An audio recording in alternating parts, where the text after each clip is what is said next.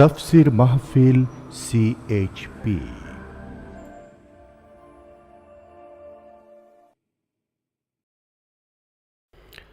আসসালামু আলাইকুম।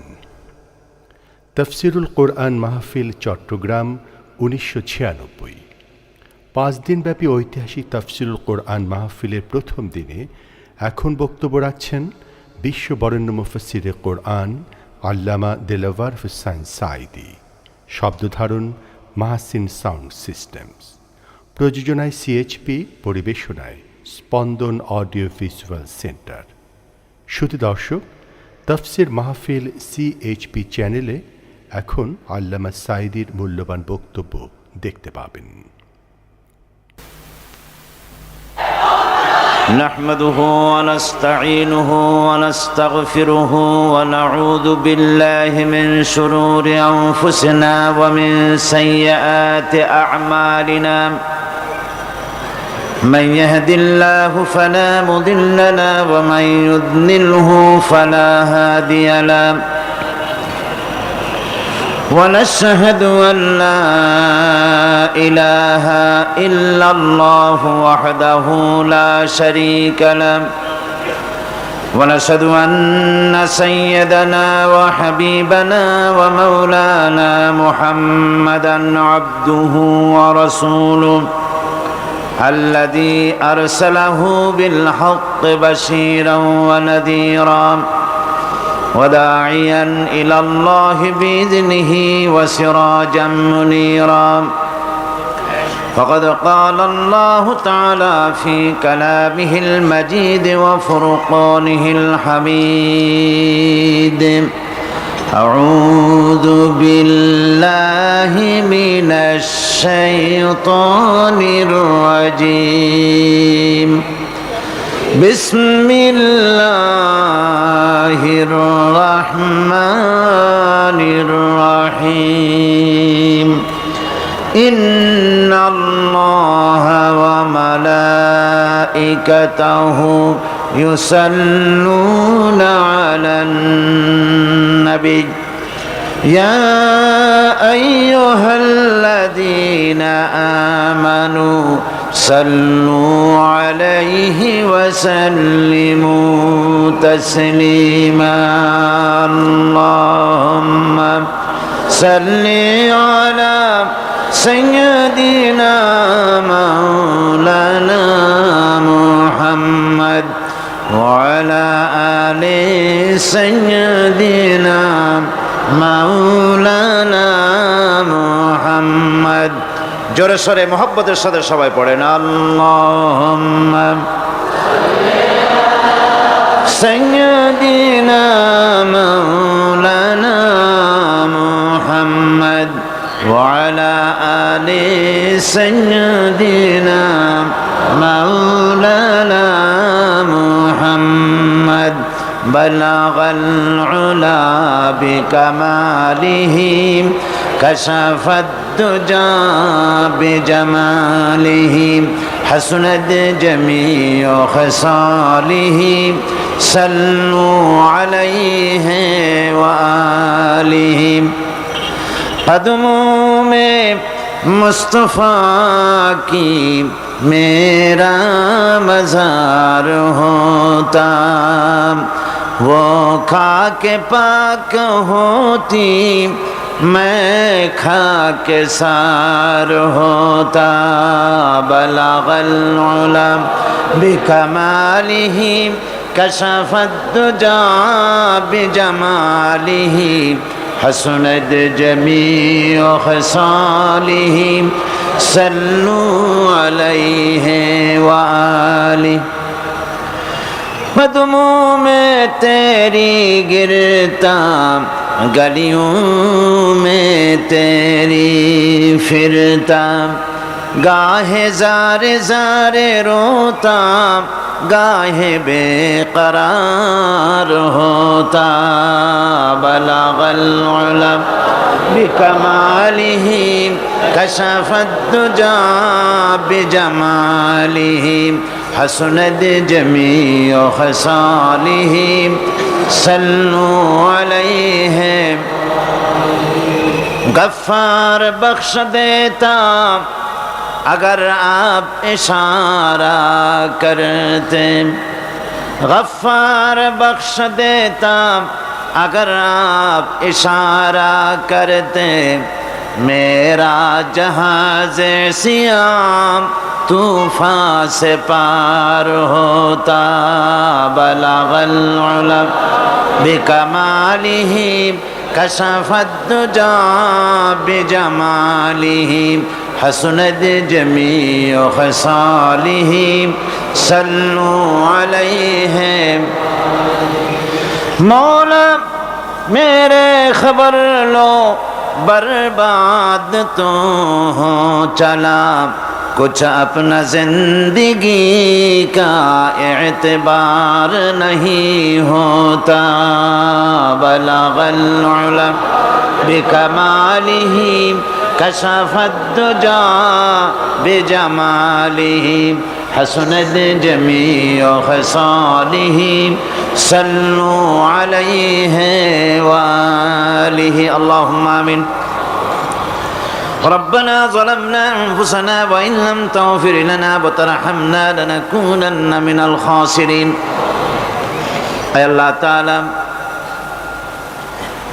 ইসলামী সমাজ কল্যাণ পরিষদ কর্তৃক আয়োজিত 5 দিনব্যাপী তাফসীরুল কোরআন মাহফিল চট্টগ্রামের এই প্যারেড ময়দানে প্রথম দিনে হাজার হাজার মুসলমান নরনারী কয়েকবার দরুদ ও সালাম পড়ে তোমার দরবারে হাত তুলেছি।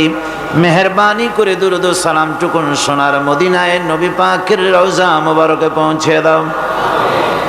तमाम পৃথিবীর মাটির নিচে যত মুমিন মুমিনাত শুয়ে আছেন তাদের আরওয়ার পরে সওয়াব পৌঁছিয়ে দাও। আয় আল্লাহ তাআলা, এই মাহফিলের আয়োজন যারা করেছেন আর শোনার জন্য যারা এসেছেন, কিয়ামতের দিন মুসিবতের সময় এই মাহফিল আমাদের সকলের জন্য নাজাতের ওসিলা বানিয়ে দিও আল্লাহ রাব্বুনা রাব্বিন। পূর্ণ 5 দিনের মাহফিল তোমার কুদরতি নিজাম দিয়ে, তুমি গায়বী মদদ দিয়ে তুমি পরিচালিত করে দিও আল্লাহ। ইয়া রব करम तू अगर करे वो बात दे जुबां को जो दिल पर असर करे। रब्बना तक़ब्बल मिन्ना इन्नका अंतस समीउल अलीम व तुब अलैना इन्नका अंतत तव्वाबुर रहीम। सुब्हान रब्बिका रब्बिल इज्जति अम्मा यसिफून व सलामुन अलल मुरसलीन अल्हम्दुलिल्लाहि रब्बिल आलमीन। मोहतरम सदर हजरतुल अल्लाम अलहाज मौलाना शमसुद्दीन साहिब मदजुल्लुल आली,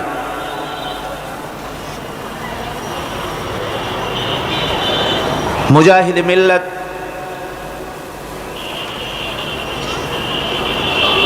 हजरतुल अल्लाम शेख हजरत मौलाना अब्दुल जब्बार साहिब पीर साहिब क़िबला बैतुशर दामत बरकातुहुल आलिया, हज़रात उलमाए किराम, सम्मानित सुधीमंडली, बंधु सांबादिक बृंद, उपस्थित বাংলাদেশের বিভিন্ন জেলা থেকে, প্রতিবেশী দেশগুলি থেকে আগত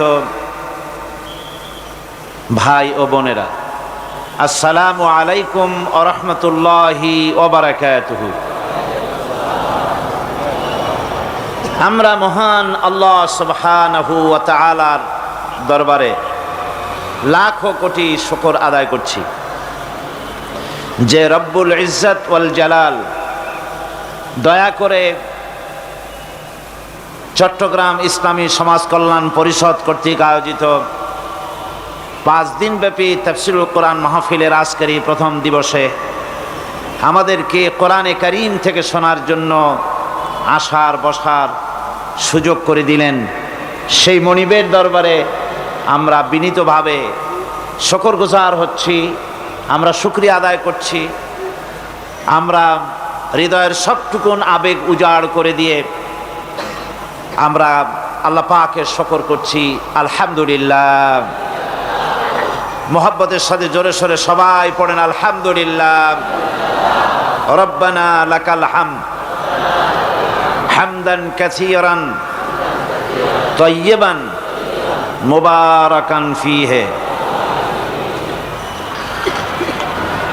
আল্লাহ পাকের দরবারে আমরা শুকরিয়া আদায় করছি যে চট্টগ্রাম তাফসীরুল কোরআন মাহফিল বিগত 18 বছর, এবার 19 পড়লো নাকি? হ্যাঁ 19তম বছর আমার হিসাবে। এবার 19তম বছর পালিত হচ্ছে। মহাকালের তুলনায় 19টি বছর কিছুই না, কিন্তু কোরআনে কারীমের বরকতে চট্টগ্রাম তাফসীরুল কোরআন মাহফিল এবারটা নিয়ে 19 বছরে পদার্পণ করলো এবং এর মাধ্যমে অসংখ্য মানুষের মন মস্তিষ্কের ভেতরে কোরআনে কারীমের আজমত, কোরআনে কারীমের মোহাব্বত, কোরআনে কারীমকে অনুসরণ করার, কোরআনে কারীমের রাষ্ট্র পরিচালনার জন্যে যোগ্যতা, তৌফিক আল্লাহ পাক তার বান্দাদের মধ্যে দিয়েছেন। এবং চট্টগ্রাম তাফসীরুল কোরআন মাহফিল আল্লাহ পাকের পক্ষ থেকে কোরআনের বরকতে এক আম মকবুলিয়ত হাসিল করেছে। এটা কোরআনে কারীমের বরকত, আর কিছুই না। আমরা কোরআনে কারীমের আলোচনা শুনতে এসেছি আজকে এমন এক সময় যখন গোটা পৃথিবী, গোটা বিশ্বে মুসলমানরা সবচেয়ে বেশি নির্যাতিত, গোটা বিশ্বের মুসলমানেরা সবচেয়ে বেশি নির্যাতিত, নিগৃহীত। Bosnia, Chechnya, Eritrea, Somalia, Philippines, Burma, Kashmir, গোটা পৃথিবীর সর্বত্র মুসলমানেরা আজ সবচাইতে বেশি নির্যাতিত, অবহেলিত, ঘৃণিত, নিন্দিত, নিগৃহীত হচ্ছে। আজকে বিশ্বব্যাপী মুসলমানদের উপর এই যে আযাব এবং গজব এসেছে, এর একমাত্র কারণ কোরআনে কারীম থেকে দূরে সরে যাওয়া। মহাকবি আল্লামা ইকবাল কি সুন্দর করেই না বলেছেন, ওয়া জামানা মে মুআজ্জাজ থে মুসলমান হোকর, वो ज़माना में मुअज़्ज़ज़ थे मुसलमान होकर, और तुम खार बने हो तारिके कुरान होकर। সে যুগে তো মুসলমানেরা কোরআনকে সম্মান করার কারণেই তাদের মর্যাদা বেড়েছিল, বিশ্বব্যাপী তাদের বিজয় কেতন উড়েছিল, গোটা বিশ্বের অর্ধেকটা পৃথিবী তাদের করতলগত হয়েছিল, দুনিয়া তাদেরকে সালাম করত, সম্মান করত।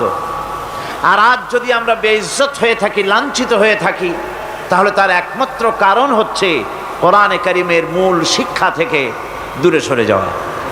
এ কারণেই আজ আমাদের উপরে আযাব এবং গজব এসেছে। কোরআনে কারীমের সমাজই পারে মানুষকে ভালো বানাতে, কোরআন পারে মানুষকে চরিত্রবান বানাতে, কোরআন পারে মানুষের মধ্যে, মানুষের প্রতি ভালোবাসা, প্রেম, মহব্বত সৃষ্টি করে দিতে, বিশ্ব ভ্রাতৃত্বের সৃষ্টি করতে, সাদা কালোর ব্যবধান দূর করতে। কোরআন পারে নারীর অধিকার দিতে, কোরআন পারে শ্রমিকের শ্রমের মূল্য দিতে, কোরআনের সমাজ পারে গোটা বিশ্বের ভিতরে দল, মত, জাতি, ধর্ম নির্বিশেষে গোটা বিশ্ববাসীকে একই পরিবারভুক্ত করে দিতে পারে, শান্তিপূর্ণ একটি পরিবেশ সৃষ্টি করে দিতে পারে কেবলমাত্র কোরআন, একমাত্র কোরআন, শুধুমাত্র কোরআন। ঠিক কিনা বলুন?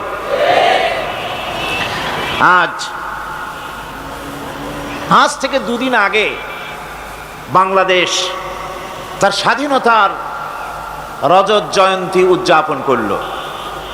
স্বাধীনতার 25টি বছর আমরা অতিক্রান্ত করলাম, 25 বছরে পদার্পণ হলো এর রজত জয়ন্তী উদযাপিত হলো। একটি দেশ তার পতাকার পরিবর্তন এবং সে দেশের নামের পরিবর্তনে দেশের জনগণের ভাগ্য বদলায় না। আমি আবার বলছি, একটি দেশের পতাকার পরিবর্তন এবং সে দেশের নামের পরিবর্তনে দেশের জনগণের ভাগ্য বদলায় না। যতক্ষণ পর্যন্ত কোরআনের শাসন প্রতিষ্ঠিত না হবে ততক্ষণ পর্যন্ত দেশ এবং জাতির ভাগ্যের কোনো পরিবর্তন ঘটবে না। বিগত 25 বছরে আমরা কি পেলাম তা খতিয়ে দেখার প্রয়োজন রয়েছে। স্বাধীনতা অর্জন করা যত কঠিন, স্বাধীনতার সার্বভৌমত্বকে টিকিয়ে রাখা তার থেকেও বেশি কঠিন। বিগত বছরগুলিতে জাতি কি পেল? স্বাধীনতার 25 বছর এ জাতি, এ দেশ পেল কি? আমি যা হিসাব করেছি তা হিসাব করে আমি যে সিদ্ধান্তে পৌঁছেছি, দেখুন আপনারা তার সাথে একমত হতে পারেন কিনা। আমার মনে হয় বিগত 25 বছরে আমরা যা পেয়েছি তাহলে দেশে অসংখ্য হাইজাকার পেয়েছি, অসংখ্য সন্ত্রাসী পেয়েছি, মুনাফাখোর পেয়েছি, চোরাকারবারি পেয়েছি, চোর পেয়েছি, ডাকাত পেয়েছি, লুটেরা পেয়েছি, নারী হত্যাকারী পেয়েছি, অগ্নিসংযোগকারী পেয়েছি, আর গোটা দেশের সমস্ত বিশ্ববিদ্যালয়গুলিকে রণাঙ্গন হতে দেখেছি। কলেজগুলি, বিশ্ববিদ্যালয়গুলি আজ রীতিমতো এক রণাঙ্গন, মিনি ক্যান্টনমেন্টে পরিণত হয়েছে। শান্তি আজ কোথাও নাই। তাই আমি বলি, আমার মনে হয় যেন শান্তি কোনো এক ব্যক্তির নাম ছিল। বেচারা শান্তি মরেছে, ওর বাবাও মরেছে, ওর মায়েরও কুলখানি আর চল্লিশা সব শেষ হয়ে গেছে। এখন আর শান্তির বাড়িতে বাতি জ্বালাবার মতো কেউ নাই। এই যে দুরবস্থার সৃষ্টি হলো গোটা বাংলাদেশ জুড়ে, ব্যক্তিতে, পরিবারে, সমাজে, বাজারে, ঘাটে, রাজনীতিতে, না কোথায়। জন্ডিসটি শুধু এরশাদ সাহেবের হয় নাই, জন্ডিস আক্রান্ত হয়েছে বাংলাদেশের সমস্ত রাজনীতির অঙ্গনে। দেশের স্কুলগুলি, কলেজগুলি মারামারির এক বিরাট আখড়ায় পরিণত হয়ে গিয়েছে। যারা রক্ষক তারাই যদি হয় ভক্ষক, এর চাইতে দুঃখের আর কিছুই হয় না। মনে করেন এই প্যারেড ময়দান হয় যদি এক বেগুনের ক্ষেত, আর চতুর্দিকে যদি বেড়া দেওয়া হয় ছাগল গরু যাতে ভেতরে ঢুকতে না পারে, এজন্য বেড়া দেওয়া হলো। এখন ছাগল গরু আর আসবে কখন? খোদ বেড়াই বেগুন খাওয়া শুরু করে যদি দেয়, তাহলে যারে দিয়া ভূত ছাড়াবেন তারই যদি ভূতি ধরে, তাহলে তো আর কোনো উপায় থাকে না। সুতরাং আজ প্রশাসন, পুলিশ, তারা নিজেরা নিজেদের দায়িত্ব পালন করতে ব্যর্থ হচ্ছেন। আজকের পত্রিকাগুলি দেখে এমন কোনো বিবেকবান মানুষ নাই যার ভিতরে বিবেক আছে। এমন কোনো বিবেকবান মানুষ নাই যে কোনো দলের হোক, মতের হোক, তার চিন্তায় মাথা হেঁট হয়ে যাবে দেশ কোথায় যাচ্ছে। আমি আপনাদের সামনে এই ভূমিকাটুকুন রাখলাম কোরআনে কারিমের যেখান থেকে আলোচনা করব সেই জায়গা থেকে বলার জন্যে। কারণ এই অবস্থার পরিবর্তন হবে না যতক্ষণ পর্যন্ত কোরআনে কারিমের শাসন প্রতিষ্ঠিত না হবে, কোরআনের কাঙ্ক্ষিত মানের জনগণ তৈরি না হবে, ততক্ষণ পর্যন্ত শান্তি হতে পারবে না। পতাকার পরিবর্তন হতে পারবে, দেশের নামের পরিবর্তন হতে পারবে, বোতল নতুন হতে পারবে, কিন্তু মত সেই পুরাতনটাই। কাজী আজকে দেশের এবং দশের, গোটা জাতির স্বার্থেই, দল মত নির্বিশেষে সকলের স্বার্থেই কোরআনে কারিম অনুধাবন করা সবচেয়ে বেশি জরুরি। গত বছর আমি যেখান থেকে আলোচনা করেছিলাম সে আলোচনা শেষ করতে পারিনি। 5 দিনের আলোচনা ছিল যেখান থেকে, সেই অসমাপ্ত আলোচনা এবারে সমাপ্ত করব বলে গত বছর ওয়াদা করেছিলাম। আপনারা দোয়া করুন আজ এবছর যেন এই আলোচনাটা কমপ্লিট করতে পারি। আল্লাহ রাব্বুল আলামিন এই তৌফিক যেন এই গোলামকে দান করেন। ওয়ামা তৌফিকি ইল্লা বিল্লাহ, সুবহানাকা লা ইলমা লানা ইল্লা মা আল্লামতানা, আলাইহি তাওয়াক্কালতু ওয়া ইলাইহি উনীব। মনিব যদি মেহেরবানি করে তৌফিক দেন তাহলেই বলতে পারবো, নইলে আমার ঝুলি তো একেবারেই খালি। আমি যে কি তা তো আমি নিজেই বুঝি, ঝুলি একেবারেই খালি। যদি দয়া করে আল্লাহ গায়ব থেকে মদদ দেন, এই বিশাল জনসমুদ্রকে শোনাবার মতো, বলার মতো কোরআন থেকে এমন কথা যা আমাদের মন মস্তিষ্কের মধ্যে আল্লাহর ভয়, রাসূলের মোহাব্বত, আল্লাহর মোহাব্বত পয়দা হয়, সুনাগরিক পয়দা হয়, এ ধরনের বক্তব্য, এ ধরনের কথা আল্লাহ পাক বলার তৌফিক যেন আমাদের দান করেন, শোনার তৌফিক দেন। সকলে বলি আমিন। আসুন আমরা শয়তানের ওয়াসওয়াসা থেকে আল্লাহর কাছে পানাহ চেয়ে আলোচনা শুরু করি। পড়েন সবাই মোহাব্বতের সাথে জোরে সরে। আউযু বিল্লাহি মিনাশ শাইতানির রাজীম। বিসমিল্লাহির রহমানির রহিম। বিতাড়িত মরদুদ শয়তানের ওয়াসওয়াসা থেকে পানাহ চাই পরম করুণাময় আল্লাহ রাব্বুল আলামিনের নামে। শুরু করছি। লাইসাল বিররা আন তুওয়াল্লু ওয়ুজুহাকুম কিবালাল মাশরিকি ওয়াল মাগরিবি ولكن البر من آمن بالله واليوم الآخر والملائكة والكتاب والنبيين وآتى المال على حبه ذوي القربى واليتامى والمساكين وابن السبيل والسائلين وفي الرقاب وقام الصلاة وآتى الزكاة والموفون بعهدهم إذا عاهدوا والصابرين في البأساء والضراء وحين البأس أولئك الذين صدقوا وأولئك هم المتقون صدق الله العظيم সূরা আল বাকারা তৃতীয় রুকু।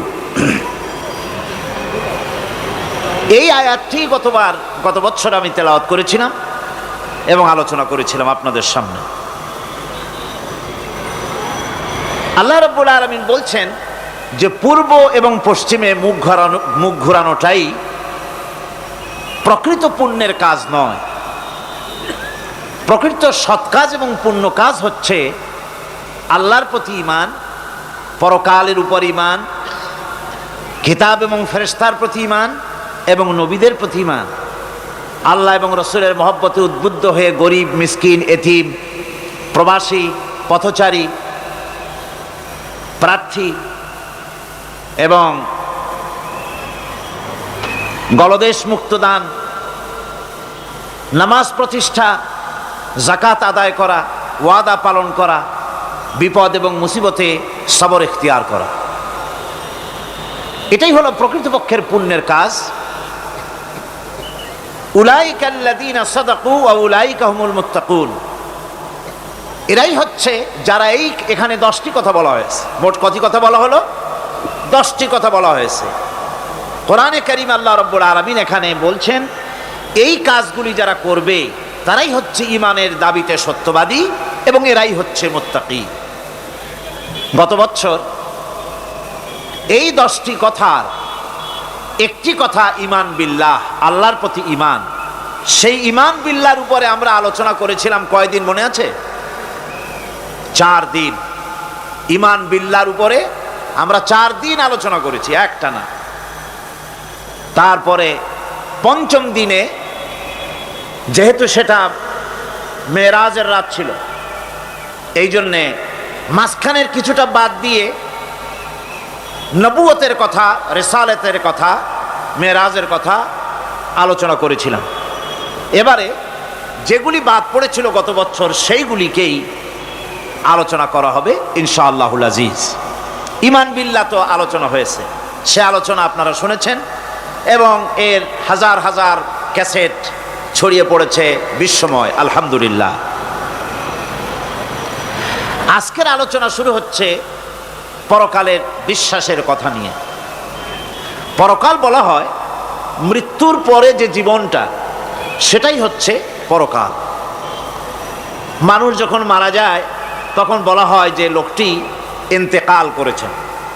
ইন্তেকাল আরবি শব্দ, মুনতাকিল হওয়া, ট্রান্সফার হওয়া। আমরা একটা জগতে ছিলাম, আর একটা জগতে এসেছি এবং এখান থেকে আমরা আর একটা জগতে ফিরে যাব। যেখানে আমরা ছিলাম ওই জায়গার কোনো কাইফিয়াত আমাদের মনে নাই। ওইটার নাম হচ্ছে আলমে আরওয়াহ। বলুন তো ওইটার নাম কি? আলমে আরওয়াহ, রুহের জগৎ। রুহের জগৎ থেকে আমরা এসেছি আলমে আসবাবে, বস্তু জগতে এসেছি।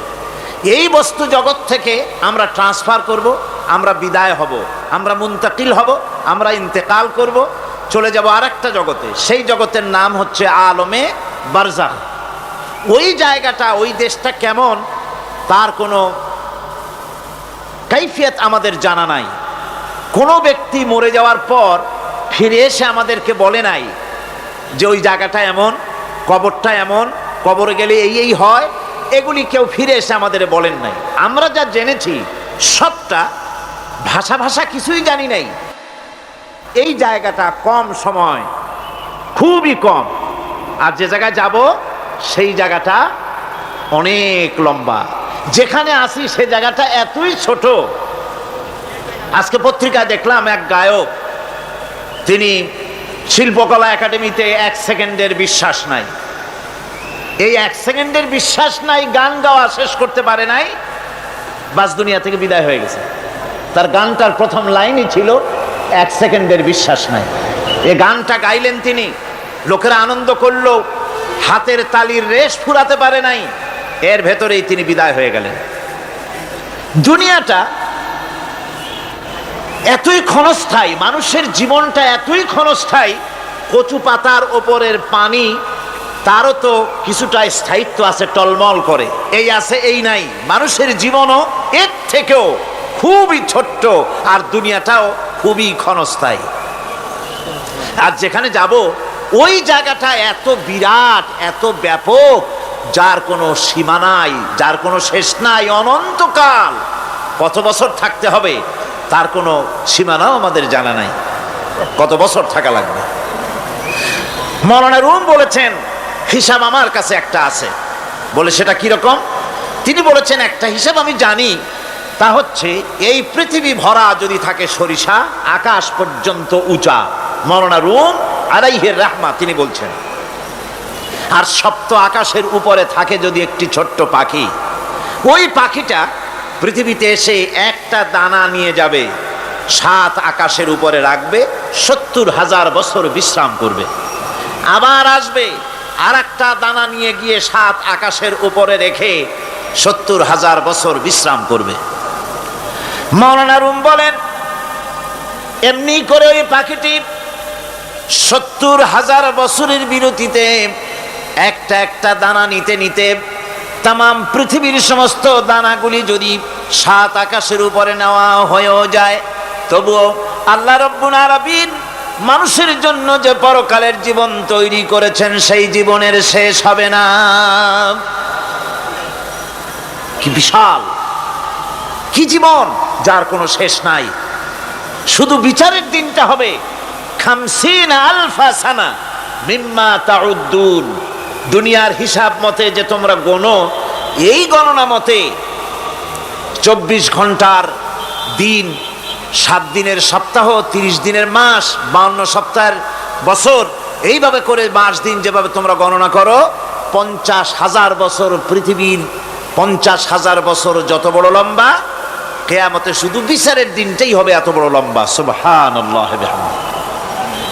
সুতরাং সেই পরকাল, এই পরকালের উপরে বিশ্বাস, এটা হলো সবচেয়ে গুরুত্বপূর্ণ একটি বিষয়। কোরআনে কারিমে সম্ভবত এমন কোন পৃষ্ঠা নাই যেখানে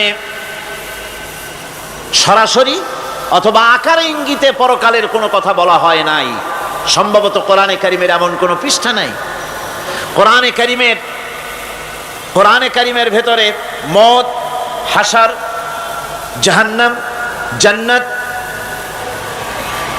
তারপরে সিরাত, মিজান, মানাজির কিয়ামত ইত্যাদি, অর্থাৎ মৃত্যুর পরের জীবন সম্পর্কে আল্লাহ পাক কোরআনে যা আলোচনা করেছেন তা যদি এক জায়গায় করা যায় তা অন্তত গোটা কোরআন শরীফের 1/3 10 পারার সমান হয়ে যাবে।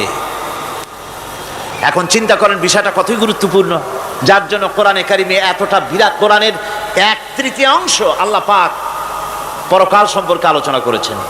খুবই গুরুত্বপূর্ণ বিষয়।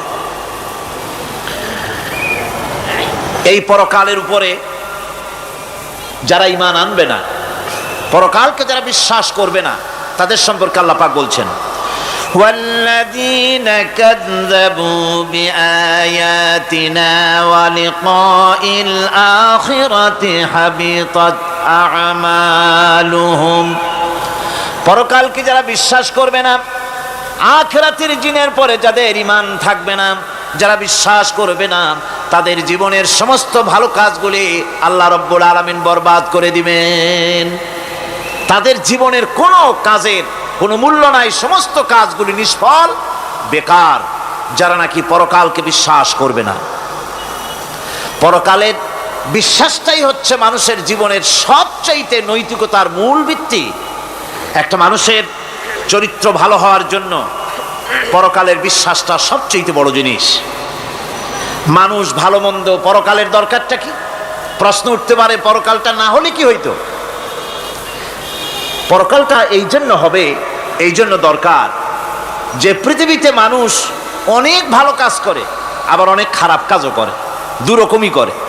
যত ভালো কাজ করে এই ভালো কাজের পুরস্কার পৃথিবীতে দেওয়া সম্ভব নয়। একটা মানুষ এত ভালো কাজ করলো, নামাজ পড়লো, রোজা রাখলো, হজ করলো, যাকাত দিল, তারপরে আল্লাহর দ্বীন প্রতিষ্ঠার জন্য কষ্ট করলো, জেল খাটলো, জরিমানা দিল, ফাঁসির মঞ্চে চড়লো, তার এত ভালো কাজের পুরস্কার এই পৃথিবীতে দেওয়া সম্ভব নয়। এজন্য এমন একটা সময় দরকার যেখানে এগুলি, এই বিরাট একটা লম্বা সময় তাকে পুরস্কার দেওয়া যায়, সেজন্য পরকালের প্রয়োজন। আবার পৃথিবীতে এমন বহু লোক আছে যারা এত অন্যায় করে যে অন্যায়ের শাস্তি পৃথিবীতে এই সীমিত সময় দেওয়া সম্ভব নয়। যেমন দৃষ্টান্ত দিতে গিয়ে আমি বলি যে একটা মানুষ যদি একটা মানুষকে হত্যা করে, তাহলে আপনি তাকে ওই একটা হত্যার বিনিময়ে তাকেও আপনি হত্যা করলেন, তাকেও ফাঁসি দিয়ে দিলেন। কিন্তু একটা মানুষ যদি লক্ষ লক্ষ মানুষ হত্যার কারণ হয়, একটা মানুষ যদি অনেকগুলি মানুষ মারে, তাহলে অনেকগুলি মানুষ মারার শাস্তি তো একটা জীবনের উপরে আপনি দিতে পারেন না। তাকে তো, তার জীবন তো একটাই, তার জীবন কয়টা? একটা গুলি করলেন, ফাঁসিতে দিলেন, তার একটা জীবন গেল। কিন্তু সে তো মেরেছে অনেক, তার কারণে তো লক্ষ লক্ষ মরছে। কাজেই এই শাস্তি পৃথিবীতে দেওয়া সম্ভব নয় বলে এমন একটা জায়গা দরকার যেখানে এই ধরনের বড় রকমের শাস্তি, দীর্ঘমেয়াদী শাস্তি দেওয়া যায়, শরীরটাও সেরকমের বানানো যায়, এই ধরনের করে একটি জায়গা দরকার। সেই জায়গার নাম হচ্ছে পরকাল, সেই জায়গাটার নাম হচ্ছে আখিরাত। এজন্য কমন সেন্সের, সাধারণ জ্ঞানের দাবিও পরকাল প্রয়োজন। আর পরকালের ভিত্তিতেই মানুষের চরিত্র গঠন হতে পারে। মনে করেন একজন অফিসার, তিনি জানেন তাকে দেখার কেউ নাই, তার যা খুশি তিনি তা করতে পারেন, তার পেছনে কোনো গোয়েন্দা বিভাগের লোক লাগানো নাই। এই চিন্তা যদি তার থাকে, তাহলে ঘুষের টাকা খাওয়া, স্বজন প্রীতি করা তার জন্য কি অসম্ভব না সম্ভব? খুবই সম্ভব। আর একজন অফিসার, তিনি যদি জানেন যে না, আমাকে দেখার মতো লোক আছে, আমার পেছনে গোয়েন্দা বিভাগের লোকেরা কাজ করতেছে, আমার কোনো জিনিসই এড়িয়ে যাবে না, এই চিন্তা যদি থাকে, তাহলে এই দুইজন অফিসারের আচরণ এক হবে? কখনই হবে না। একজনের আচরণ হবে খুবই সংযত, আর একজনের আচরণ হবে খুবই অসংযত। সুতরাং পরকালে যে বিশ্বাসী ব্যক্তি, সে ব্যক্তি চুরি, ডাকাতি, জেনা, ব্যভিচার, হত্যা, ধর্ষণ ইত্যাদি থেকে তিনি হবেন মুক্ত। আর যে ব্যক্তি পরকালকে বিশ্বাস করবে না, তার দ্বারা হবে না এমন কোনো কাজ নাই, সব কিছুই তার দ্বারা সম্ভব। এরপরে আল্লাহ পাক বলছেন, যে পরকাল বিশ্বাস মানুষকে দায়িত্ববান বানায় দেয়। পরকালের বিশ্বাস মানুষকে কি বানায়? দায়িত্ববান বানায়, যেহেতু তোমারে তো খালি খালি সৃষ্টি করা হয় নাই। আল্লাহ রাব্বুল আলামিন কোরআনে কারীমের মধ্যে বলছেন, আফাহাসিবতুম আন্নামা খালাকনাকুম আবাসা ওয়া আন্নাকুম ইলাইনা লা তুরজাউন। লোকেরা কি ভেবেছে? তোমরা কি এটাই মনে করেছো যে আমি তোমাদেরকে এমনি এমনি সৃষ্টি করেছি আর তোমাদেরকে আমার কাছে ফিরে আসতে হবে না? এটাই কি ভেবেছো তোমরা? তোমাদেরকে সৃষ্টি করা হয়েছে এবং তোমাদেরকে আমার দরবারে সকলকেই ফিরে আসতে হবে। পৃথিবীতে এমন কেউ নাই যে পৃথিবীতে টিকে থাকতে পারবে, সমস্ত মানুষকেই আল্লাহর দরবারে ফিরে যেতে হবে। আল্লাহ পাক কোরআনে কারীমের অন্যত্র বলেছেন, আয়াহসাবুল ইনসানু আইয়ুতরাকা সুদা। মানুষ কি ভেবেছে যে আমি তাকে নিরর্থক সৃষ্টি করেছি, তার কোনো হিসাব হবে না, তার কোনো দেখার মতো কেউ নাই, তাকে এমনি এমনি আমি সৃষ্টি করেছি? তা না, প্রত্যেকটি মানুষকেই বিচক্ষণতার দাবি হিসেবে সৃষ্টি করা হয়েছে এবং তার সব কিছুকেই দেখা হচ্ছে। আল্লাহ পাক সব দেখতে পাচ্ছেন, তার নজরের সামনে আছে। আল্লাহ পাক দেখেন এবং শোনেন। আমরাও দেখি, আমরাও শুনি, কিন্তু আল্লাহ পাকের দেখা আর আমাদের দেখা, আল্লাহর শোনা আর আমাদের শোনা একরকম নয়। আমরা এই মাহফিলের বাইরে কি হচ্ছে আমরা দেখতে পাই না, ঠিক কিনা গণ? রাতের বেলায় আমরা আমাদের নিজেদেরকেও দেখি না, এমনকি আমরা আমাদের পেছনে কি হয়, পিছনে কি আছে তাও দেখি না। আপনারা যে আমার সামনে বসে আছেন, আপনাদের পেছনে লোকটা কি করতেছে তা আপনি দেখতে পাচ্ছেন। মেঘ হলে মেঘের উপরে কি হয় দেখতে পাই না, কুয়াশার মধ্যে দেখতে পাই না, গাছের আড়ালে কি দেখতে পাই না, পাহাড়ের আড়ালে কি দেখতে পাই না। তারপরে শোনার ব্যাপারে একটা নির্ধারিত এলাকার আওয়াজ আমাদের কানে আসে, এর বাইরের কিছু আমরা শুনতেও পাই না। আল্লাহ রাব্বুল আলামিনের কি এরকম অবস্থা নাকি? কি বলেন, এরকম অবস্থা? আল্লাহ সব দেখতে পান, সব শুনতে পান, এমন তার চোখের সামনে কোন অবস্ট্রাকশন নাই, তার চোখের সামনে কোনো জিনিস অন্তরায় হয়ে দাঁড়াতে পারে না, কেউ কোনো জিনিস তার চোখের সামনে বাধার সৃষ্টি হতে পারে না। তাকে কেউ দেখতে পারে না, কিন্তু তিনি সবাইকে দেখতে পান। লা তুদরিকুহুল আবসার, তাকে কোনো দৃষ্টিশক্তি তাকে দেখতে পাবে না। সমস্ত দৃষ্টিশক্তিকে তিনি দেখবেন, কিন্তু তাকে কেউ দেখতে পারবে না। সুবহানাল্লাহ ওয়া বিহামদিহি। সুতরাং তিনি সব দেখেন এবং সবই শোনেন। এই বিশ্বাস মানুষকে দায়িত্ববান বানায়। এই বিশ্বাস মানুষকে কি বানায় জোরে গান? দায়িত্ববান বানিয়ে দেয়। আল্লাহ রাব্বুল আলামিন বলছেন, আয়াহসাবু আল্লান ইয়াকদিরা আলাইহি আহাদ ইয়াকুলু আহলাকতু মালান লুবাদা আয়াহসাবু আন লাম ইয়ারাহু আহাদ। মানুষ কি ধারণা করেছে তার উপরে কারো কোনো ক্ষমতা চলবে না? সে বলে আমি অনেক ব্যয় করেছি, আর সে ভেবেছে তাকে দেখার মতো কেউ নাই। আল্লাহ পাক বলেন, দেখার জন্য অবশ্যই একজন আছেন, তিনি হচ্ছেন আল্লাহ রাব্বুল আলামিন। কে দেখতে পান? জোরে সরে বলেন, কে দেখতে পান? আল্লাহ পাক সব দেখেন, সব শোনেন। এমনকি সমুদ্রের অতল তলদেশে কোন পাথরের সাথে লাগানো, বালু কণার সঙ্গে লাগানো ছোট্ট একটি পোকা, যা মাইক্রোস্কোপ যন্ত্র ছাড়া দেখা যায় না, এমন ছোট্ট পোকাটিও যদি চিৎকার মারে ক্ষুধার যন্ত্রণায় বা পেটের যন্ত্রণায় বা কষ্টে পড়ে কোনো চিৎকার যদি মারে, সমুদ্রের কেউ শোনার কথা নয়, জমিনের উপরে কেউ শোনার কথা নয়, অন্তরিক্ষের কারো শোনার কথা নয়। আল্লাহ রাব্বুল আলামিন বলেন, সেই ক্ষীণ আওয়াজটুকুনো তোমার আল্লাহ পাক শুনতে পান।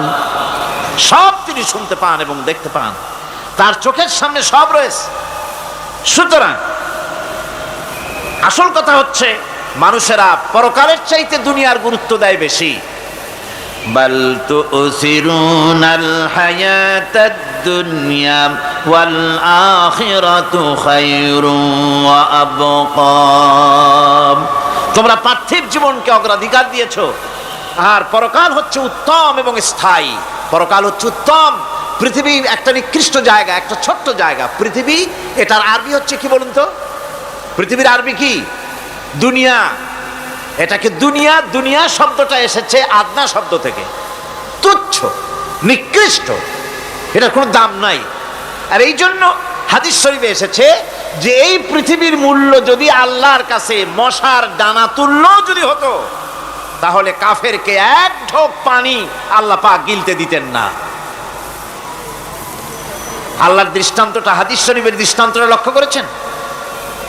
এই পৃথিবীর মূল্য যদি একটা মশার ডানার তুল্য যদি হতো, আপনাকে কেউ যদি 1,00,000 মশার ডানা যদি কেউ আপনাকে জোগাড় করে দেয়, আপনি কয় টাকা দিয়ে কিনবেন? কোন কথা বলতেছেন না? খুব আগ্রহ আছে কেনার নাকি? 4 আনা দিয়েও, 4 পয়সা দিয়েও আপনারা কেউ কিনবেন না, যেহেতু মশার ডানা 10 কোটি ডানা আনি জোগাড় করে দেন না, ওদি করবোটা কি? কাজী দৃষ্টান্তটা লক্ষ্য করুন যে এই পৃথিবীর মূল্য যদি আল্লাহ পাকের কাছে একটা মশার ডানার তুল্য যদি হতো, তাহলে আল্লাহ রাব্বুল আলামিন কাফেরকে এক ঢোক পানি গিলতে দিতেন না। তার মানে এটার কোনো দাম নাই। তো যেটার দাম নাই সেটার দাম আমরা খুব বেশি দিয়েছি। আর পরকাল হচ্ছে স্থায়ী, চিরস্থায়ী জায়গা। সেই চিরস্থায়ী জায়গার আমরা মূল্য দেই নাই। যেমন আমরা দেহের মূল্যটা বেশি দেই, আত্মার মূল্যটা কম দেই। দেহটারে সাজাই বেশি। এই দেহটার জন্য দেখছেন অবস্থা, শীতকালে কত ক্রিম মাখে, পায়ে ভ্যাসলিন মাখে, মুখে ক্রিম মাখে, হাতে জেলি মাখে, তারপরে ঠোঁটে আরো কিছু মাখে, এরপরে এতগুলি মাইখা তারপরে জামা কাপড় সেন্ট আতর কত কিছু সমানে মাখতে থাকে শরীরের জন্য, এত যত্ন। তারপরে ভুরি ভোজন পাইকারি দরে খায়, জনমের মতো খায়। খাওয়ার চোটে পেট যায় একদিক, পাছা যায় আর একদিক, মাথা যায় আর একদিক, আস্তে আস্তে দুমবার সাইজ হয়ে যায় মানুষের বডিটা। যেই শরীরটার কোনো দাম নাই, কোনো মূল্য নাই। আপনারা আচ্ছা, আপনারা সত্য করে বলেন, দামটা কার? শরীরের দেহের দাম বেশি না আত্মার দাম বেশি? কোন তো কোনটার দাম? কার দাম? আত্মাটার দাম বেশি। এটা মুখ দিয়ে বললেন, কিন্তু আসলে মনের কথা হইলে আত্মারে আপনারা কিছু খাইতে দিতেন। আত্মাকে তো কিছু খেতে দেওয়া হয় না, দেহটারই। আত্মাটার দাম যদি বেশি না হবে, মানুষ মরে গেলে পরে যায়টা কি? চোখ আছে, কান আছে, মুখ আছে, হাত আছে, পা আছে, সবই তো রয়ে গেল। গেলটা কি? কি যাওয়ার কারণে? প্রাণের সন্তান, কলিজার টুকরা সন্তান বলে মা, বাবার কাছে আমার যেতে ভয় করে। ছোট্ট বাচ্চা বাবার কাছে যেতে চায় না, প্রাণীদিকা স্ত্রীও যেতে চায় না। মা বাবা আত্মীয় স্বজন সবাই বলে তাড়াতাড়ি বিদায় করো, তাড়াতাড়ি বিদায় করো। কি যাওয়ার জন্য?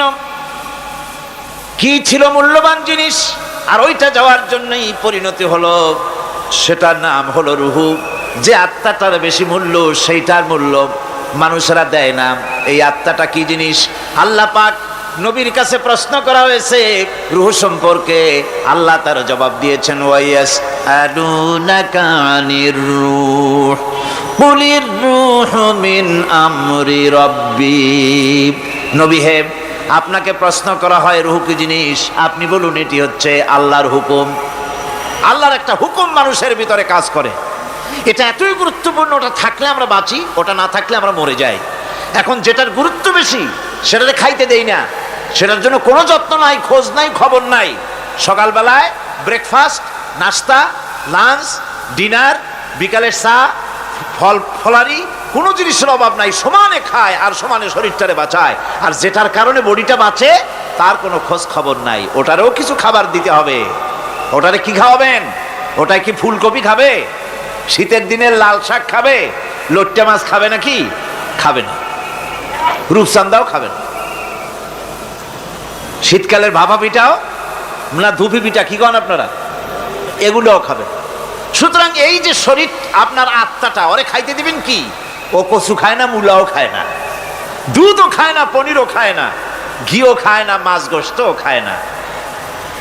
যেহেতু এই আত্মাটা এসেছে রুহের জগৎ থেকে, তাই ওর খাদ্য এই পৃথিবীতে বানানো হয় নাই। দেহ তৈরি হয়েছে মাটি থেকে, মাটির উপাদান দিয়ে, সেজন্য তার খাদ্য বানানো হয়েছে মাটির উপাদান দিয়ে। আর আত্মা যেহেতু এসেছে আল্লাহর কাছের থেকে, রুহের জগৎ থেকে। সেজন্য আল্লাহ রাব্বুল আলামিন আত্মার খাদ্য পাঠিয়েছেন লৌহ মাহফুজ থেকে। খাদ্যের নাম হচ্ছে তেলাওয়াতে কোরআন, তেলাওয়াতে কোরআন। কোরআনে কারীম তেলাওয়াতে আত্মার সমৃদ্ধি হতো। কোরআনে কারীমের তেলাওয়াত অনুধাবন, এর দ্বারা আত্মার সমৃদ্ধি হতো। যেহেতু কোরআন হচ্ছে রুহের খোরাক, সেই খোরাক দেওয়া হচ্ছে না তাকে। কাজে আমি বলতেছিলাম যে যে জিনিসের মূল্য বেশি আমরা তার মূল্য দিতে জানি না, যেটার মূল্য কম সেইটার মূল্য দেই বেশি। অনুরূপভাবে এই পৃথিবীর কোনো দাম নাই, আল্লাহ পাক বলছেন সেই জিনিসটার মূল্য আমরা বেশি দিলাম, আর পরকালের চিন্তা আমাদের দিল থেকে উবে গেল। এই জন্য আল্লাহ রাব্বুল আলামিন বলেন, ইন্নাল্লাযীনা লা ইউমিনুনা বিল আখিরাতি যায়্যান্না লাহুম আ'মালাহুম ফাহুম ইয়ামাহুন।